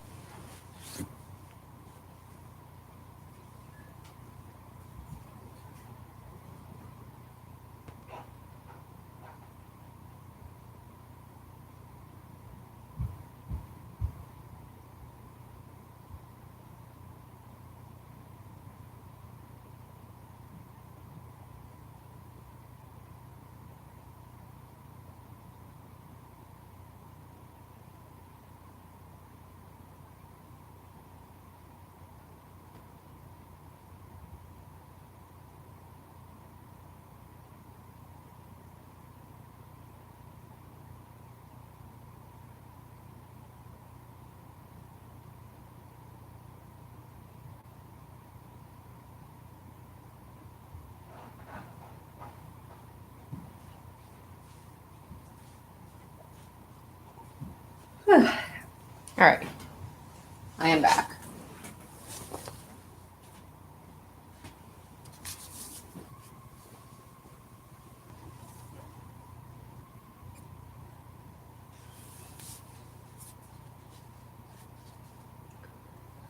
Okay. All right.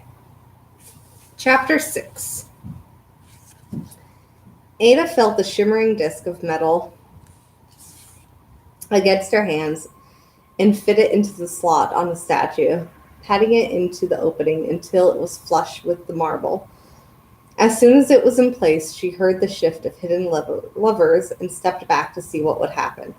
Her footfalls echoed through the massive lobby of the RPD building, the sounds echoing back to her from 3 stories of open room. Another key? Or perhaps the sample itself hidden in plain sight, she thought.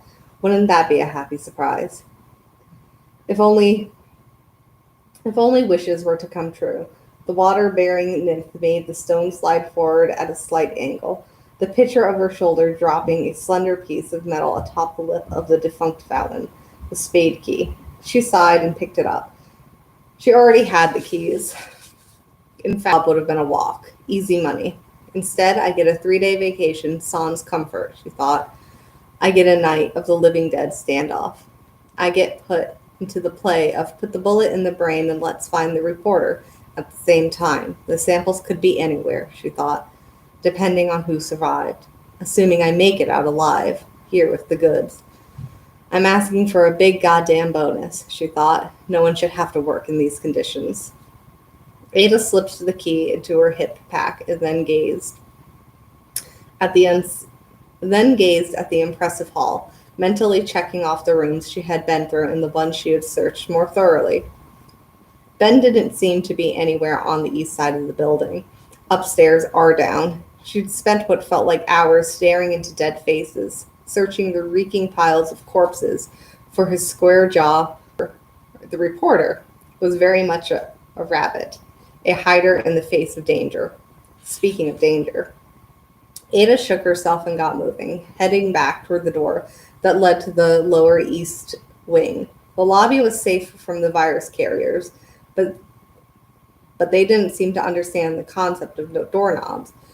But there were many threats besides the infected. Been freed from the laboratory when the leak even occurred.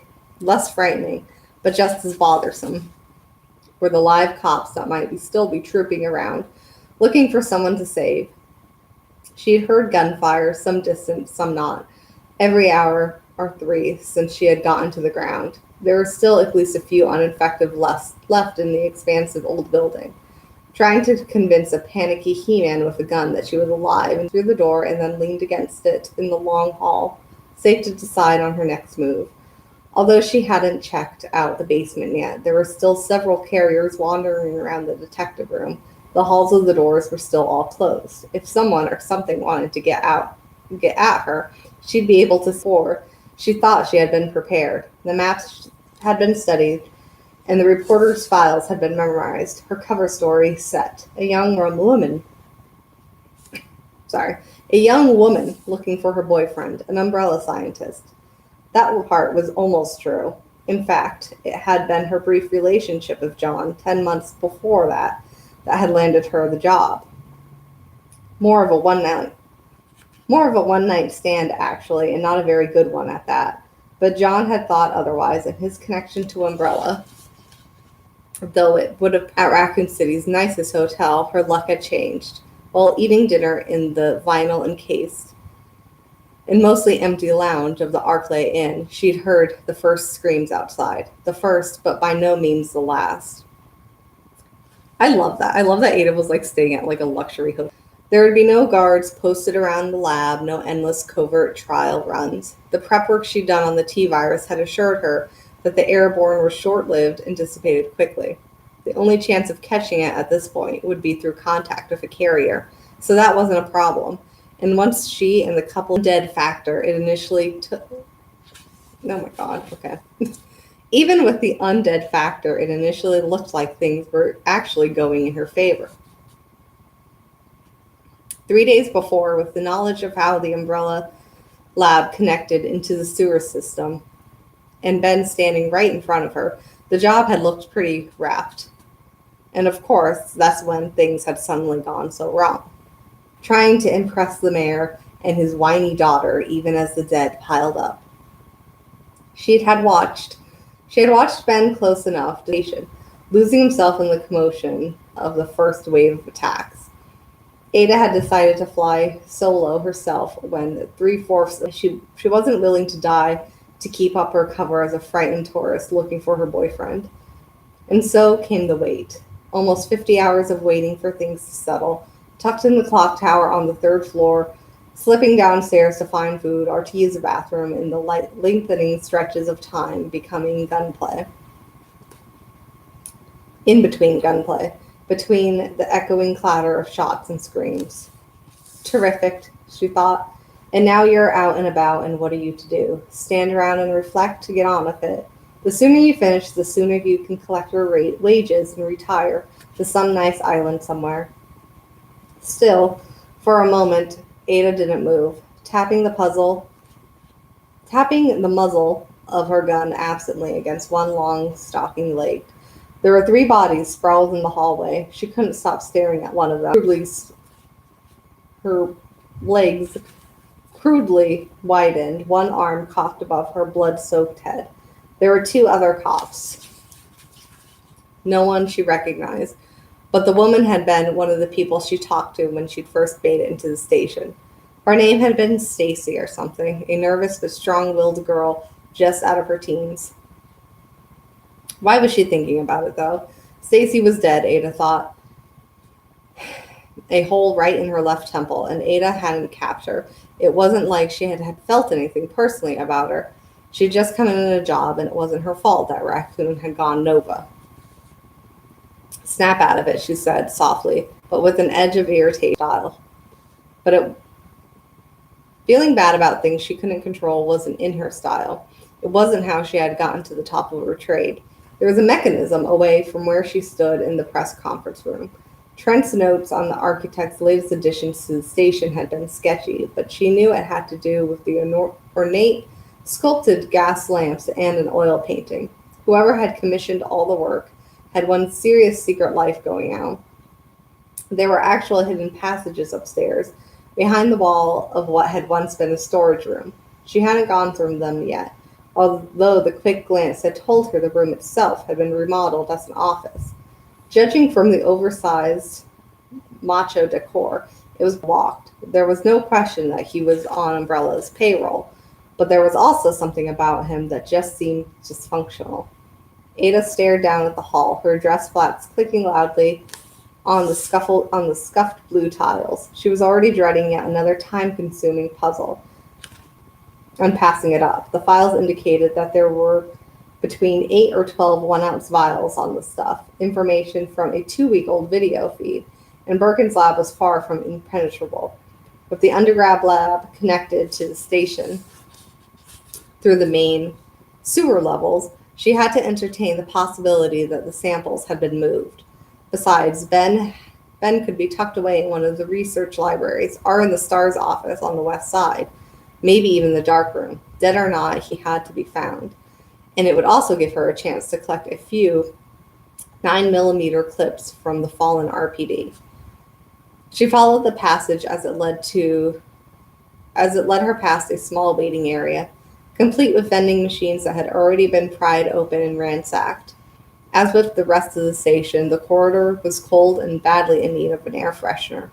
She had grown used to the smell, but the chill itself was murder.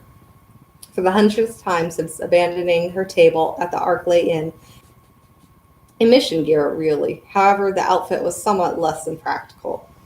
She reached the end of the hall and carefully opened the door to her left. Dusky, sand-colored walls and symmetrically patterned tiles in this one. The station must have been magnificent once, but the years of serving as an institutional facility had leached away its grandeur. The tattered grand movie house look and fall across her shoulder, a soft gust of diseased breath whisper across her back.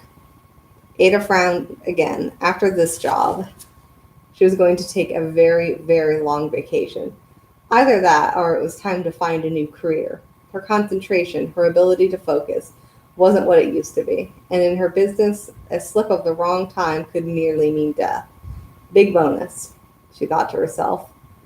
I'll ask 7 digits, high 6 minimum. Her attempts to let her thoughts go, to let animal awareness take over, she found that she couldn't keep over the persistent image that kept creeping in her mind. A memory of a young girl, young Stacy,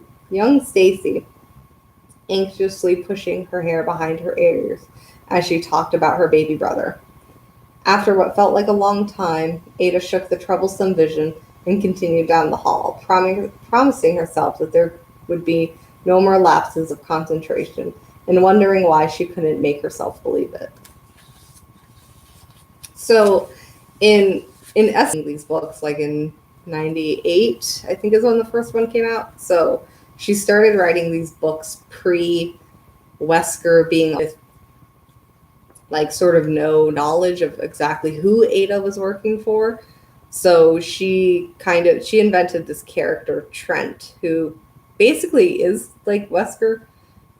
He kind of has the same role of Wesker, like in the series itself. And I don't really remember a lot about like what like his motivations and stuff were. I know it started to get a little weird with like Trent, like I think like his family invented like the T virus or something. I remember enjoying sort of what they were doing, especially at the time when we didn't know Wesker was alive. Like, I thought he was an interesting character.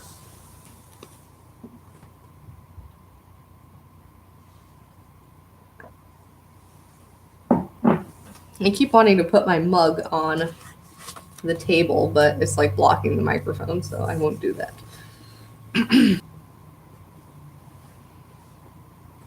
All right. Actually, what time is it? I'm probably going to read for like maybe like 30 more minutes. I'll probably read until like 2:30, and then I'm going to end this. I don't think I will get to where I wanted to get to, but that's okay. No, actually, maybe.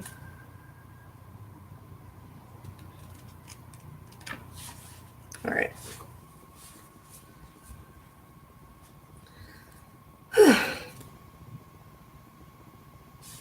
Chapter 7.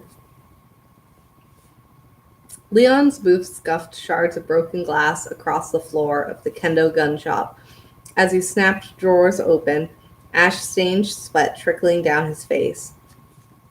If he couldn't find .50s quickly, he was screwed. The few weapons still remaining in the ravaged shop were inaccessible, strung with steel cable, and the front picture window was completely smashed. It wouldn't take long for the creatures to find him. He was down to his last round, and he still had a couple of blocks to go. Come on, 50 cal Action Express. Someone in Raccoon City must have ordered them, he thought. Fourth drawer under the deer rifle case. A half-dozen empty clips and as many boxes of ammo. Leon grabbed a box and turned, slapping it onto the counter as he glanced hurriedly at the front of the small shop. Still clear, oozed from his considerable gut. She like killed off Kendo like so quickly in this book. Like he doesn't even get like any lines. Like Kendo's just like fucking dead. He wasn't moving, but from the freshness of the wounds that oozed from his considerable gut, that she obviously did not like this guy. Staining his strappy white t-shirt, Leon wouldn't have had long to linger. He didn't know how long it took for the freshly dead to stand up, and he didn't really want to find out. Gaze darting between the crashed front wall and his skittering hands, Leon started to load up. He looked across. He definitely lucked out coming across the gun dealers, having forgotten entirely in the dizzying, nightmarish run from the wreck. When the fastest route to the station turned out to be blocked by the pileup, the best detour was actually through Kendo's. It was a coincidence that had undoubtedly saved his life. Even killing two of the ex living on his way, he'd nearly been overwhelmed by the sheer number of them. A ghastly, skeletal form staggered out of the street's shadows then, drunkenly aimed at the front of the step. Fuck, Leon muttered. His fingers somehow managed to go faster. One clip down, one more, and he could take the rest. If he bolted now, he'd be dead before he'd make it to the station. Another figure was suddenly standing at the mostly empty frame of the shop glass entrance. The decay so bad on its legs that Leon could see maggots squirming through its muscle. Ew. He snatched the magnum and ejected the clip, reloading 11 mostly empty hits from the floor. The maggoty creature was shouldering its way through the jagged corners of glass. Still attached to the bag, Leon thought. He needed a bag. Leon's fevered gaze swept the space behind the counter, stopping on a grease-stained gym bag propped against a stool in the back of the corner. 2 running steps and he had it, dumping the contents as he ran back to the pile of clips and loose bullets on the counter. Cleaning equipment rattled across. The monster was shuffling toward him, stumbling on the body of the pot-bellied dead man. Wow, she is so mean. Stumbling on the body of the pot-bellied dead man, and Leon could smell how rotten it was. He jerked the magnum up and leveled it toward the creature's face. The head. Gotta get the head, just like the 2 outside, he thought. With a tremendous, thundering kick, the gurgling, pulpy skull blew apart, thick liquids spattering the shop's wall and displays with a wet slap. Before the decapitated mess could crumble, Leon spun and dropped into the crouch of the ammo drawer. He shoveled the heavy boxes into the nylon sack, his stomach knotted and shaking from the fear that even now the back alley could be filling up with more of them, cutting him off from where he needed to go. Pushing off from his crouch, Leon shouldered the bag and ran for the back door. From the corner of his vision, he saw that the other creature had made it inside Kendo's. From the crunch of powdering glass, there were even more than just a few piling up behind it. And slid through, glancing left and right. As the door settled closed, the automatic lock catching with a metallic sink. Nothing but garbage cans and recycling bins, overflowing with middle waste. From where he stood, the alley stretched off to his left and hooked left again. If his internal compass was still working, the narrow passage would take him straight to Oak, letting out less than a block away from the station. So far, he had been lucky. All he could do was hope that his fortune would hold out, that it would let him get to the RPD alive and in one piece, and God willing, find a heavily armed contingent of people who knew what the hell was going on. And Claire, he thought, please, Claire, be alley, ready to blow apart anything that got in his way. All right, I am going to take a tinkle break because I've had a lot of water, so I will be right back.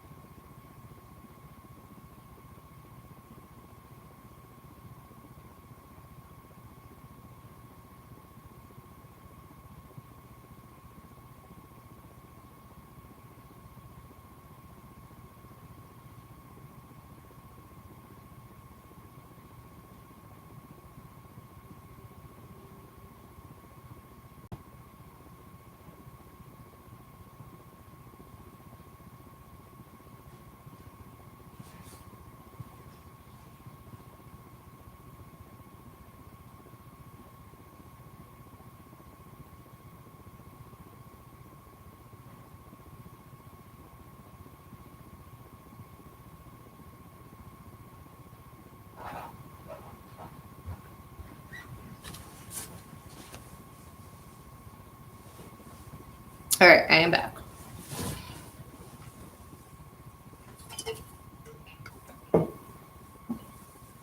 I also ate chocolate. All right. I'm going to adjust this actually because my back kind of hurts, so I am just going to sit up.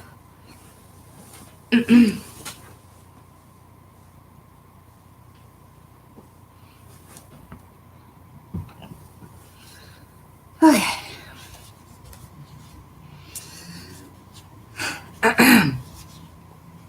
Here we go.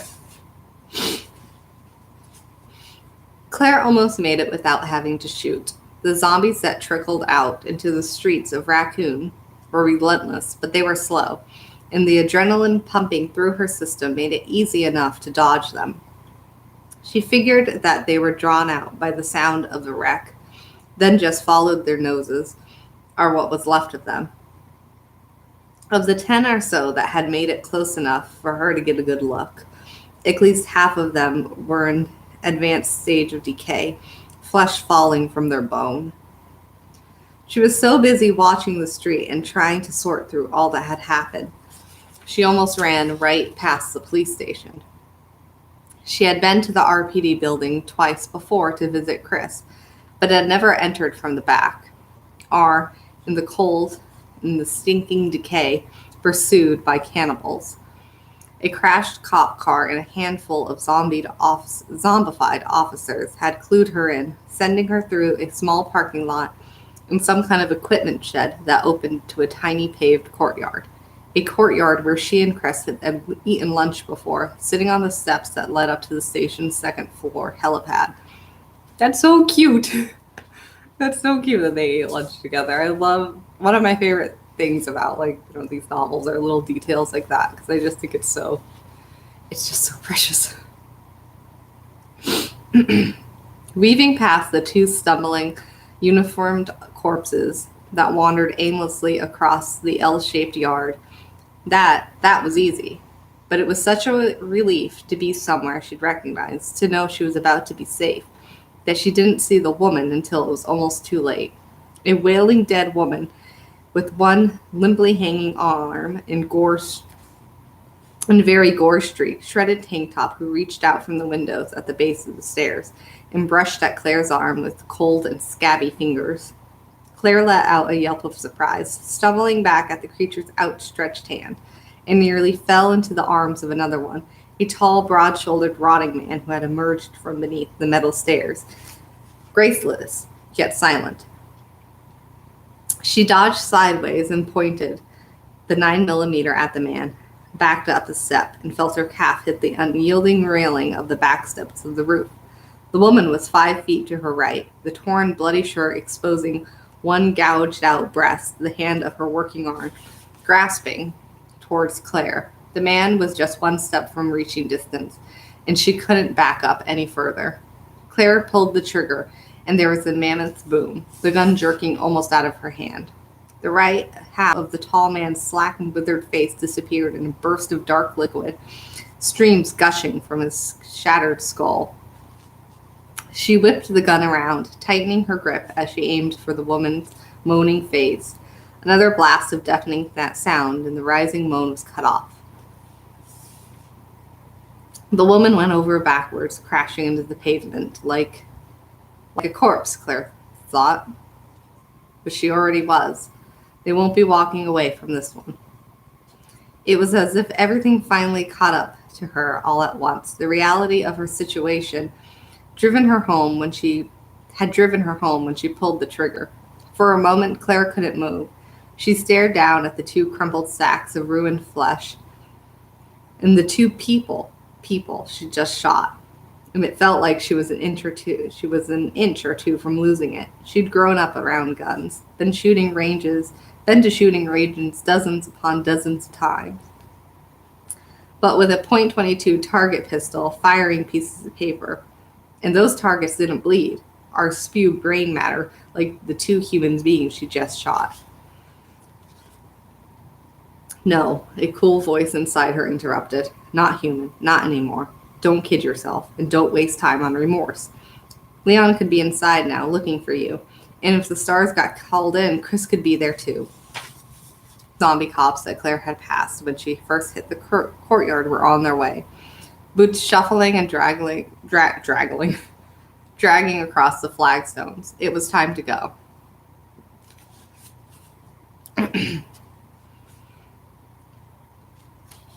She jogged up the stairs, barely able to hear the clang of steps over the high-pitched ringing in her ears. The blasts had done a temporary number on her hearing, which explained why she didn't know about the helicopter until she was close to the roof. Claire hit the second to top riser and stopped dead, a whipping sound pounding rhythmically at her bare shoulders as the giant black vehicle hovered into the view, half lost in shadow.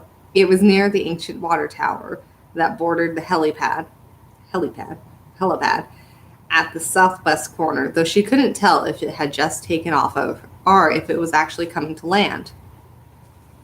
She couldn't tell, and she didn't care. She just shouted.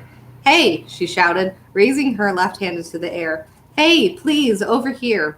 Her words were lost in the blowing dust that swirled across the rooftop, drowning out by the heavy chop of the copter's blades. Of the copter's blades. Claire waved wildly, feeling like she had just hit the lottery. Somebody came, she thought. Thank you, God. Thank you, thank you. A searchlight snapped on from the midsection of the hovering blade, sprawled across the roof and going in the wrong direction, and it was going away from her. Claire waved more frantically, drawing in breath to call out again. And saw, even as she heard the desperate, mostly unintelligible shout beneath the copter's word. A cop, standing at the helipad's corner just opposite of her, backed against an elevated section of the roof. He held what looked like a machine gun and appeared to be very much alive. "Please," he shouted, "get over here."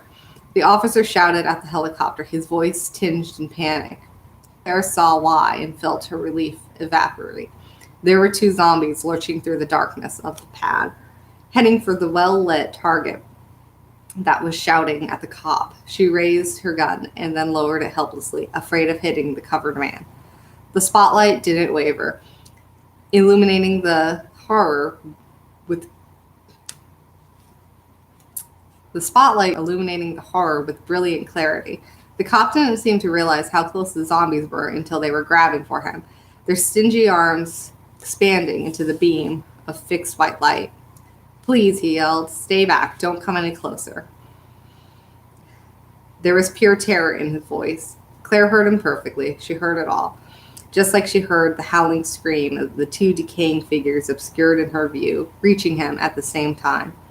The sound of his gun ripped across the helipad, even over the helicopter's clamor. Claire could hear the whining ting of bullets flying wild. She dropped, knees cracking against the top step of the weapon's clattering fire, and it went on and on and on. There was a change in the sound of the noise, a strange hum that rose quickly into a mechanical scream. That actually says mechanical scream, not maniacal scream. Into a mechanical scream. Claire looked up and saw the giant craft dip down, the back end swinging around in an erratic, jerking arc. He hit them, she thought. He fucking hit them. The helicopter's spotlight was going in all directions at once, flashing across metal pipes and concrete as the dying struggles of the cops, somehow still firing as the two monsters tore at him. And then the helicopter was coming down, teetering sideways, its blades slamming to the brick of the elevated roof.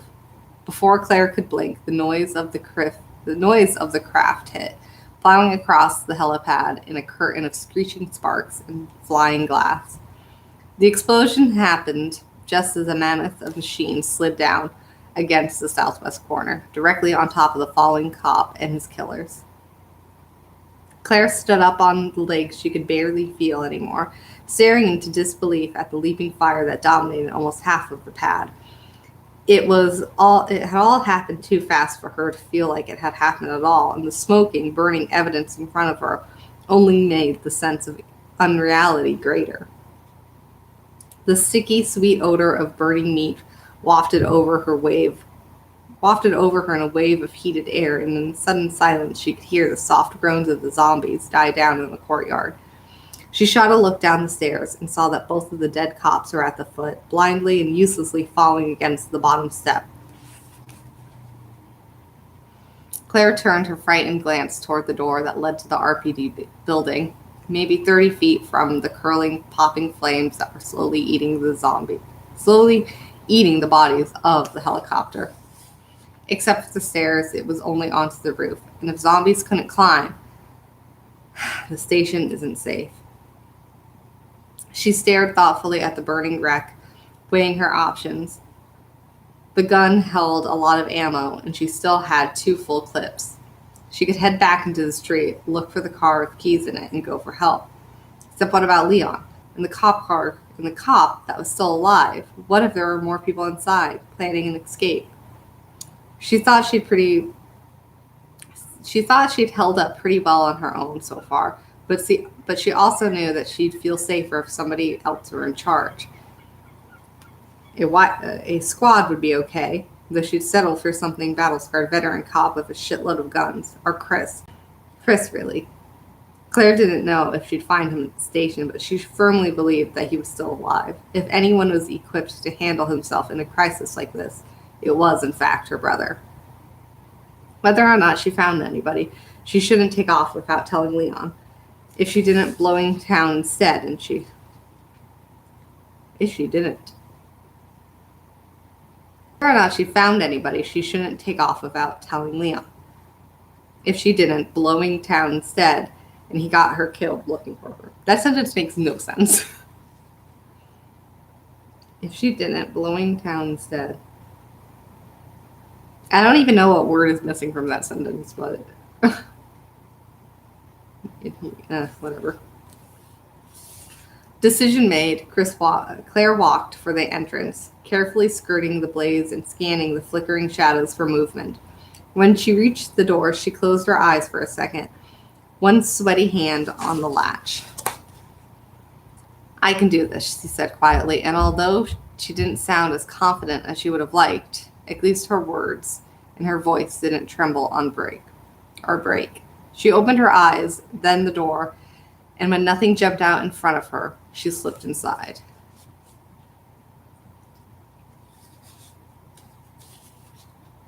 Chief of Police Brian Irons was standing in his private corridors trying to catch his breath when he felt a shuddering impact rumble through the building. He heard it too, heard something. A distant splintering sound, heavy and abrupt. The roof, he thought distantly. Something on the fucking roof. He didn't bother following the thought to any kind of conclusion. Whatever had happened, it couldn't make things worse. Irons pushed away the stone wall with one of the well-padded hip, hefting Beverly as gently as he could. They'd be at the elevator in a moment. Then there was just a short walk to the office. He could rest there. Then, he mumbled. "That's the question, isn't it? And then what?" Beverly didn't answer. Hold on, I want to look this up. I don't think the mayor's daughter actually has a canon name.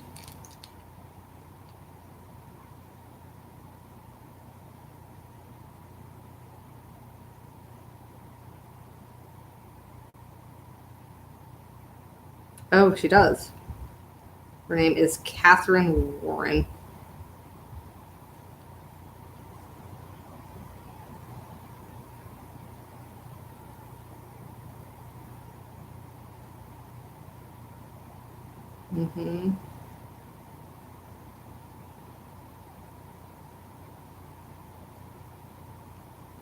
All right, well, her name is Beverly in this universe.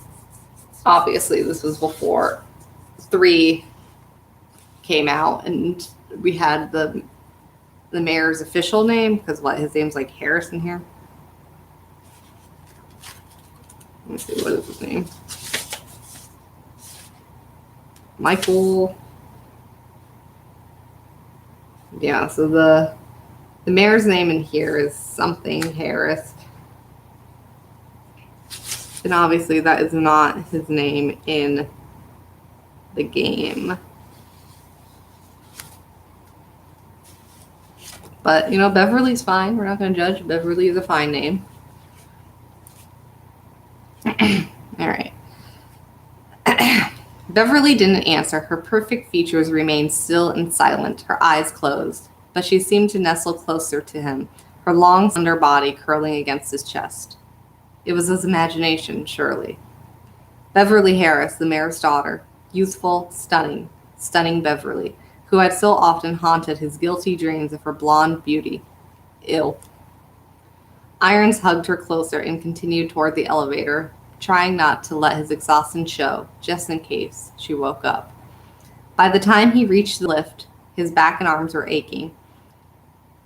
He probably should have left her in his private hobby room, the room he had always thought of as his sanctuary. It was quiet in there, and probably one of the safest areas in the station.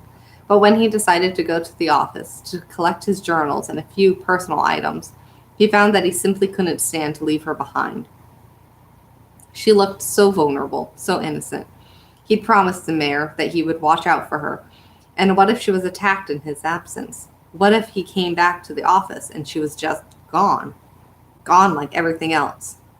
A decade of work, he thought, networking, making the connections, careful positioning, petitioning, all of it, just like that.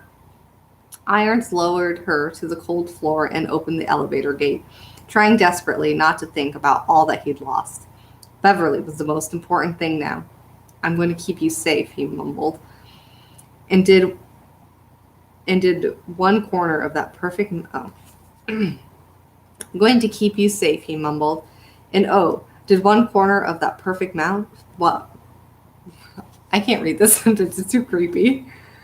Did she know that she was safe? That Uncle Brian was taking care of her? When she was a child, when he used to frequent the Harrises for dinner, she'd call them Uncle Brian. I hate this so much. I do not want to read this. Ugh.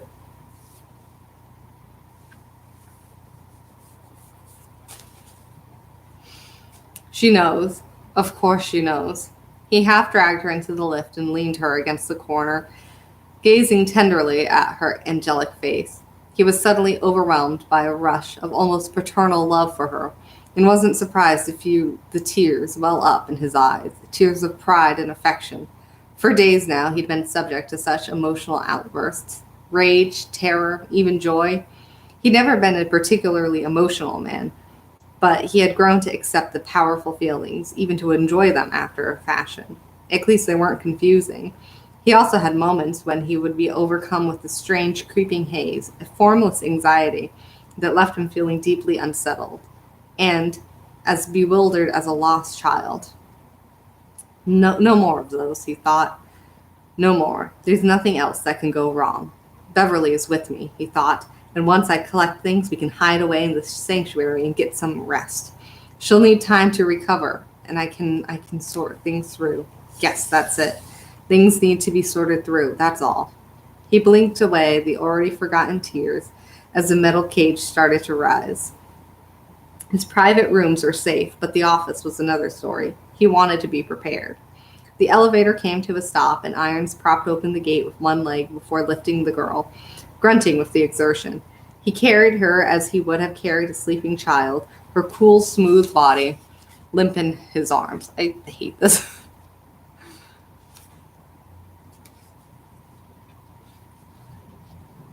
Yeah, another ill. Ugh. He had picked her up awkwardly, and her white gown had hiked up, exposing the tight, creamy skin of her thighs. Irons forced his gaze away, concentrating on the panel of controls that opened the wall of his office, whatever harmless fantasies he had before. She was simply his responsibility now. He was her protector, her white knight. He was able to hit the protruding button with one knee. The wall slid open, revealing his decorated and thankfully empty office. Only the blank, glassy stares of the animal trophies greeted them.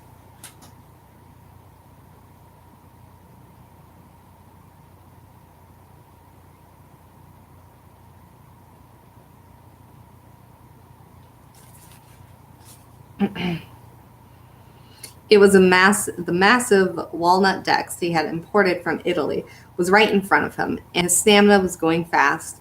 Beverly, of course, was a petite woman, but he wasn't in the shape he used to be. He quickly laid her on the desk, pushing a cup of pencils to the floor with his elbow. There, he exhaled deeply, smiling down at her. She didn't smile back, but he sensed that she would be awake soon, like before. He reached under the desk and tapped the wall controls. The panel slid closed behind them. He'd been concerned when he had first found her, asleep next to Officer Scott in the back hall. George Scott was dead, covered with wounds, and when Irons had seen the red splash on Beverly's stomach, he'd been afraid that she too was dead.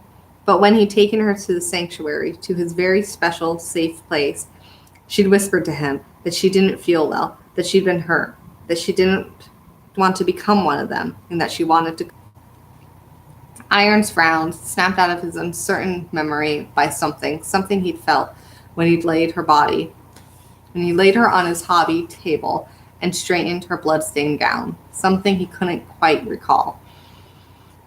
It hadn't seemed important at the time, but now, away from the hidden comforts, it was nagging at him, reminding him that he had suffered one of those confused moments when he touched her. "Beverly?" he whispered, sitting down behind his desk when his legs suddenly went weak. Beverly kept her silence.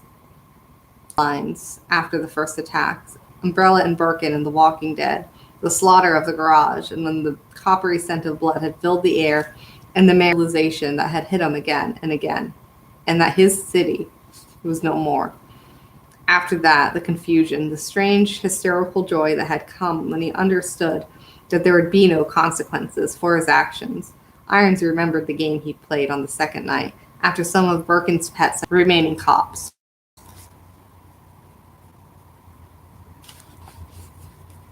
Not creamy. He had found Neil Carson cowering in the library, and he had tracked him, hunting the sergeant down like an animal. What did it matter? Irons thought. What matters now is that my life in Raccoon City is over.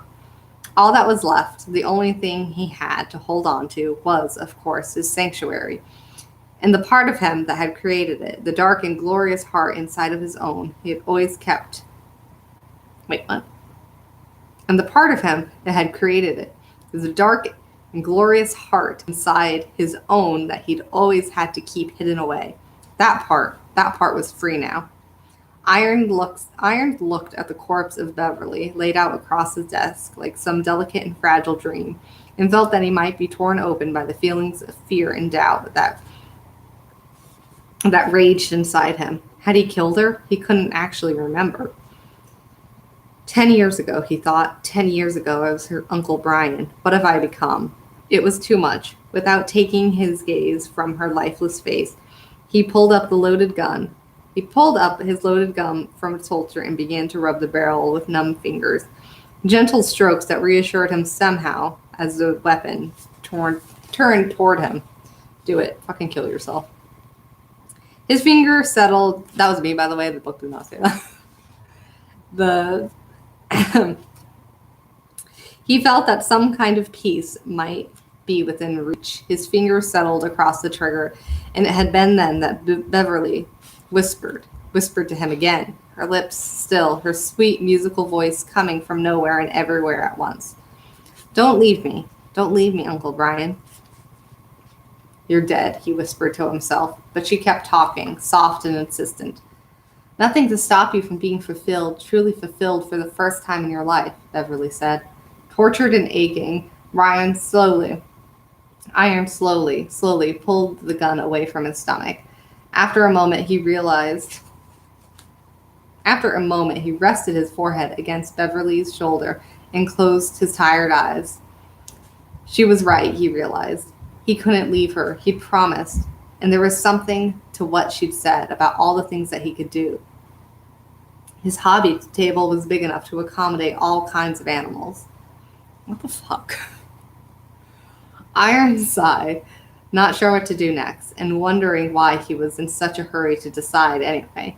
They would be able to rest for a while, perhaps even take a nap together. And when they awoke, things would be clear again. Yep, that was it.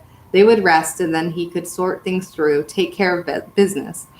He was the chief of police, after all. Feeling in control of himself again, Iron slipped into a light and uneasy doze.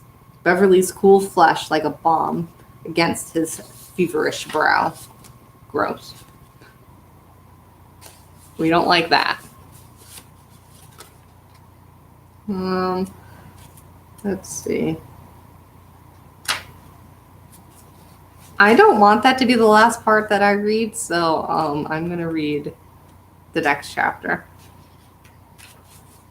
All right. Chapter 9. Thanks to a van parked in the alley behind Kendo's, Leon's straight shot to the station had taken only a few detours. One through an infested basketball court, another alley, and a parked bus that had reeked from the corpses inside. It was a nightmare, punctured with whispering howls and the stink of decay, and once a distant explosion that had made his limbs weak.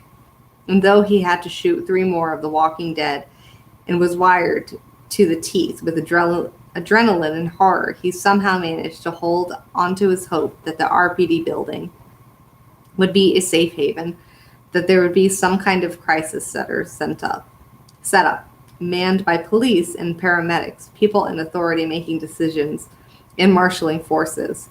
It wasn't just a hope, it was a need. The possibility that there might be no one left in Raccoon to take charge was simply unthinkable.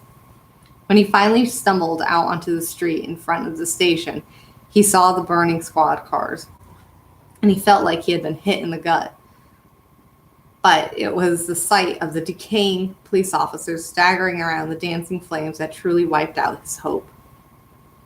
There was only about 50 or 60 cops on the RPD force, and a third of them were lurching toward the wreckage of dead and bloody on the pavement, not 100 feet from the front door of the goddamn station. Leon forced the despair away, fixing his sight on the gate that led to the RPD building's courtyard. Whether or not anyone had survived, he has to stick with his plan, put out a call for help. And of course, there was Claire to think about. Concentrating on his fears would only make it harder to do whatever needed to be done. He ran for the gate, nimbly dodging the horribly burned, ununiformed cop with blackened bones for fingers. As he clutched the cold handle and pushed, he realized that some part of him was growing numb to this tragedy, to the understanding that these things had once been citizens of Raccoon. The creatures that roamed the streets were no less horrible, but the shock of it all just couldn't be sustained. There were too many of them. Not too many here, thank God. Leon slammed the gate shut behind him and pushed the sweaty hair off his brow, taking a deep breath of almost fresh air as he scanned the courtyard. The small grassy park to his right was well lit enough for him to see that there were only a few once human creatures, and none of them close enough to be a threat. He could see 2 flags that adorned the front station hanging limp on the still of the shadows, and the sight resparked a hope that he had thought he had lost. Whatever else happened, he at least made it to a place he knew, and it had to be safer than the streets. It just had to be. He hurried past a blindly reeling trio of dead and easily avoided them. 2 men and a woman. All 3 of them could have passed for normal if not for their hungry cries, them not to mention, don't gush blood when you shoot them. Oh, okay. Dead people don't gush blood when you shoot them, not to mention the walking around and trying to eat people thing. Dead people didn't walk, and living people tended to fall down after they'd been shot a few times, and didn't put up their flesh rotting on their bones to protect themselves. Questions he hadn't yet had time to ask flooded through his mind as he jogged up the steps of questions he didn't have answers for, but would soon, he thought. He was sure of it. The door wasn't locked, but Leon didn't allow himself to feel surprised. With all that he had been through since he hit town, he figured that it would be best to keep his expectations to a minimum. He pushed it open and stepped inside, his gun raised and his finger on the trigger. Empty. There was no sign of life in the grand old lobby of the RPD building, and no sign of the disaster that had taken over Raccoon. Leon gave up on feeling surprised, closing the door behind him and stepping down into the lobby. Helpfully styled architecture in oak and marble. There is a stone statue of a woman carrying a water pitcher in the lower part of the large room, and a ramp on either side leading to the receptionist station. The RPD seal set the floor in front of the statue. The RPD seal set into the floor in front of the statue gleamed softly in the diffused light from the wall lamp, as if it had just been polished. No bodies, he thought, no blood, not even a shell casing. If there was an attack here, where's the evidence? Uneasy at the profound silence of the huge chamber, Leon walked up the ramp to his left, stopping at the counter at the reception desk and leaning over it. Except for the fact that it was unmanned, nothing seemed to be out of place. There was a phone on the desk, right at the counter, and Leon picked up the receiver and cradled it between his head and shoulder, tapping a few buttons with his fingers.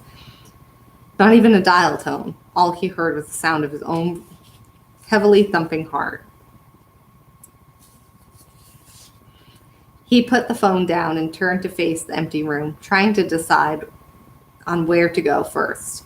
As much as he wanted to find Claire, he also desperately wanted to... Ooh.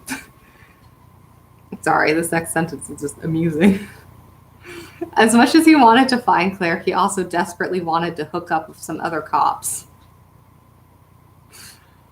He'd received a copy of the RPD memo just a couple of months before, stating that some of the departments were going to be relocated and that it didn't really matter, Brawling Station. 2 on the west side and the other on the east.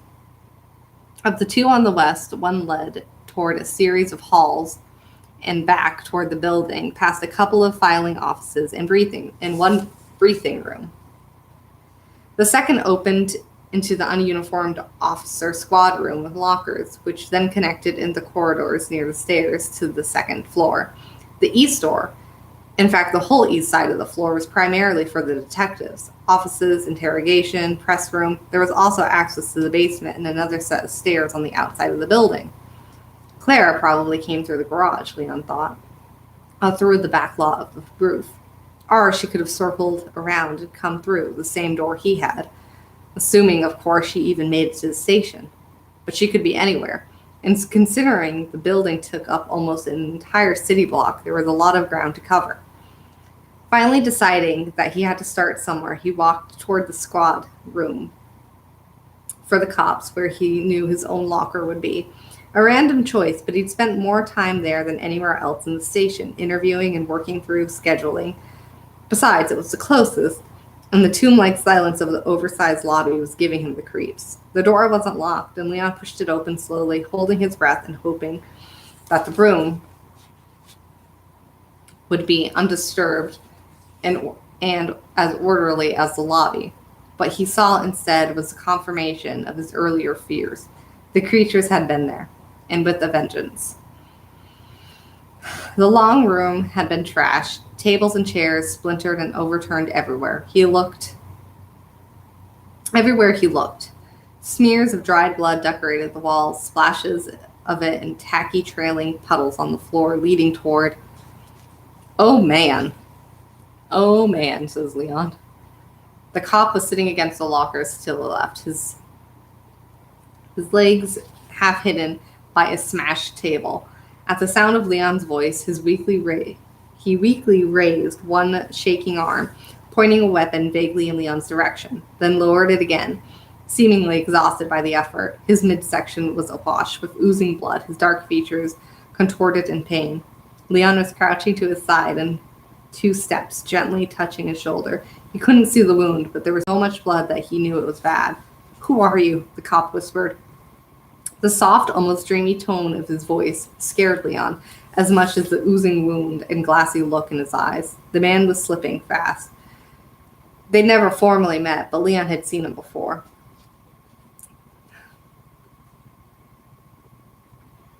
Marvin. Wait, I just lost my spot. The soft, almost dreamy tone in his voice scared Leon as much as the still oozing wound and glassy look in his eyes. The man was slipping fast. Of course, they never formally met, but Leon had seen him before. The young African-American beat cop had been pointed out to him by the sharp on the fast track to being a detective, Marvin. I'm Kennedy. What happened here? Leon asked, his hand still on Marvin's shoulder. A sickly heat radiated from the officer's shirt. About 2 months ago, Marvin said, rasped. The murders, the stars. The stars found zombies out at the mansion in the woods. He coughed weakly, and Leon saw a bubble of blood from the corner of his mouth. Leon started to tell him to be still, to rest, but Marvin's faraway gaze had fixed on his own. The cop seemed determined to tell the story, whatever it was costing him. Chris and the others discovered that Umbrella was behind the whole thing. They risked their lives, and no one believed him. Then this. Chris, Leon thought. Chris Redfield, Claire's brother. Leon had made the connection before, although he'd known something about trouble with the stars. He had only heard bits and pieces of the story. The suspension of the stars after their alleged mishandling of the murder cases. And they had been the reason the RPD had been hiring new cops. He'd never even read the names of the infamous STARS members in the local paper listed along some of the fairly impressive career records. An umbrella runs this town. Some kind of chemical leak, he thought. Something they had tried to cover up by getting rid of stars. All of this went through his mind in a split second. Then Marvin coughed again, the sound even weaker than before. Hang in there, Leon said, and quickly looked around them for something to stop the bleeding. Leon scooped it up and folded it haphazardly, pressing it against Marvin's stomach. The cop placed his own bloody hand over the makeshift bandage, closed his eyes, and spoke again in a wheezing gasp. Please don't worry about me. You have to try. You have to try and rescue their survivors. The resignation in Marvin's voice was horribly plain. Leon shook his head, wanting to deny the truth, wanting to do something to ease Marvin's pain. But the wounded cop was dying, and there was no one to call for help. Not fair, Leon thought. This is just not fair. Go, Marvin breathed, his eyes still closed. Marvin was right. There was nothing else Leon could do. But he didn't. He couldn't move. Until, suddenly, Marvin raised his weapon again, pointing it toward him with a sudden burst of energy that strengthened his voice in a rough shout. Just go, Marvin commanded. And Leon stood up, wondering if he would be this selfless in the same situation, working to convince himself that Marvin would make it somehow. I'm going to be back, Leon said firmly. But Marvin's arm was already drooping, his head settling against his heaving chest. Rescue the survivors, Leon thought. Leon backed toward the door, swallowing heavily. And that noise was fun.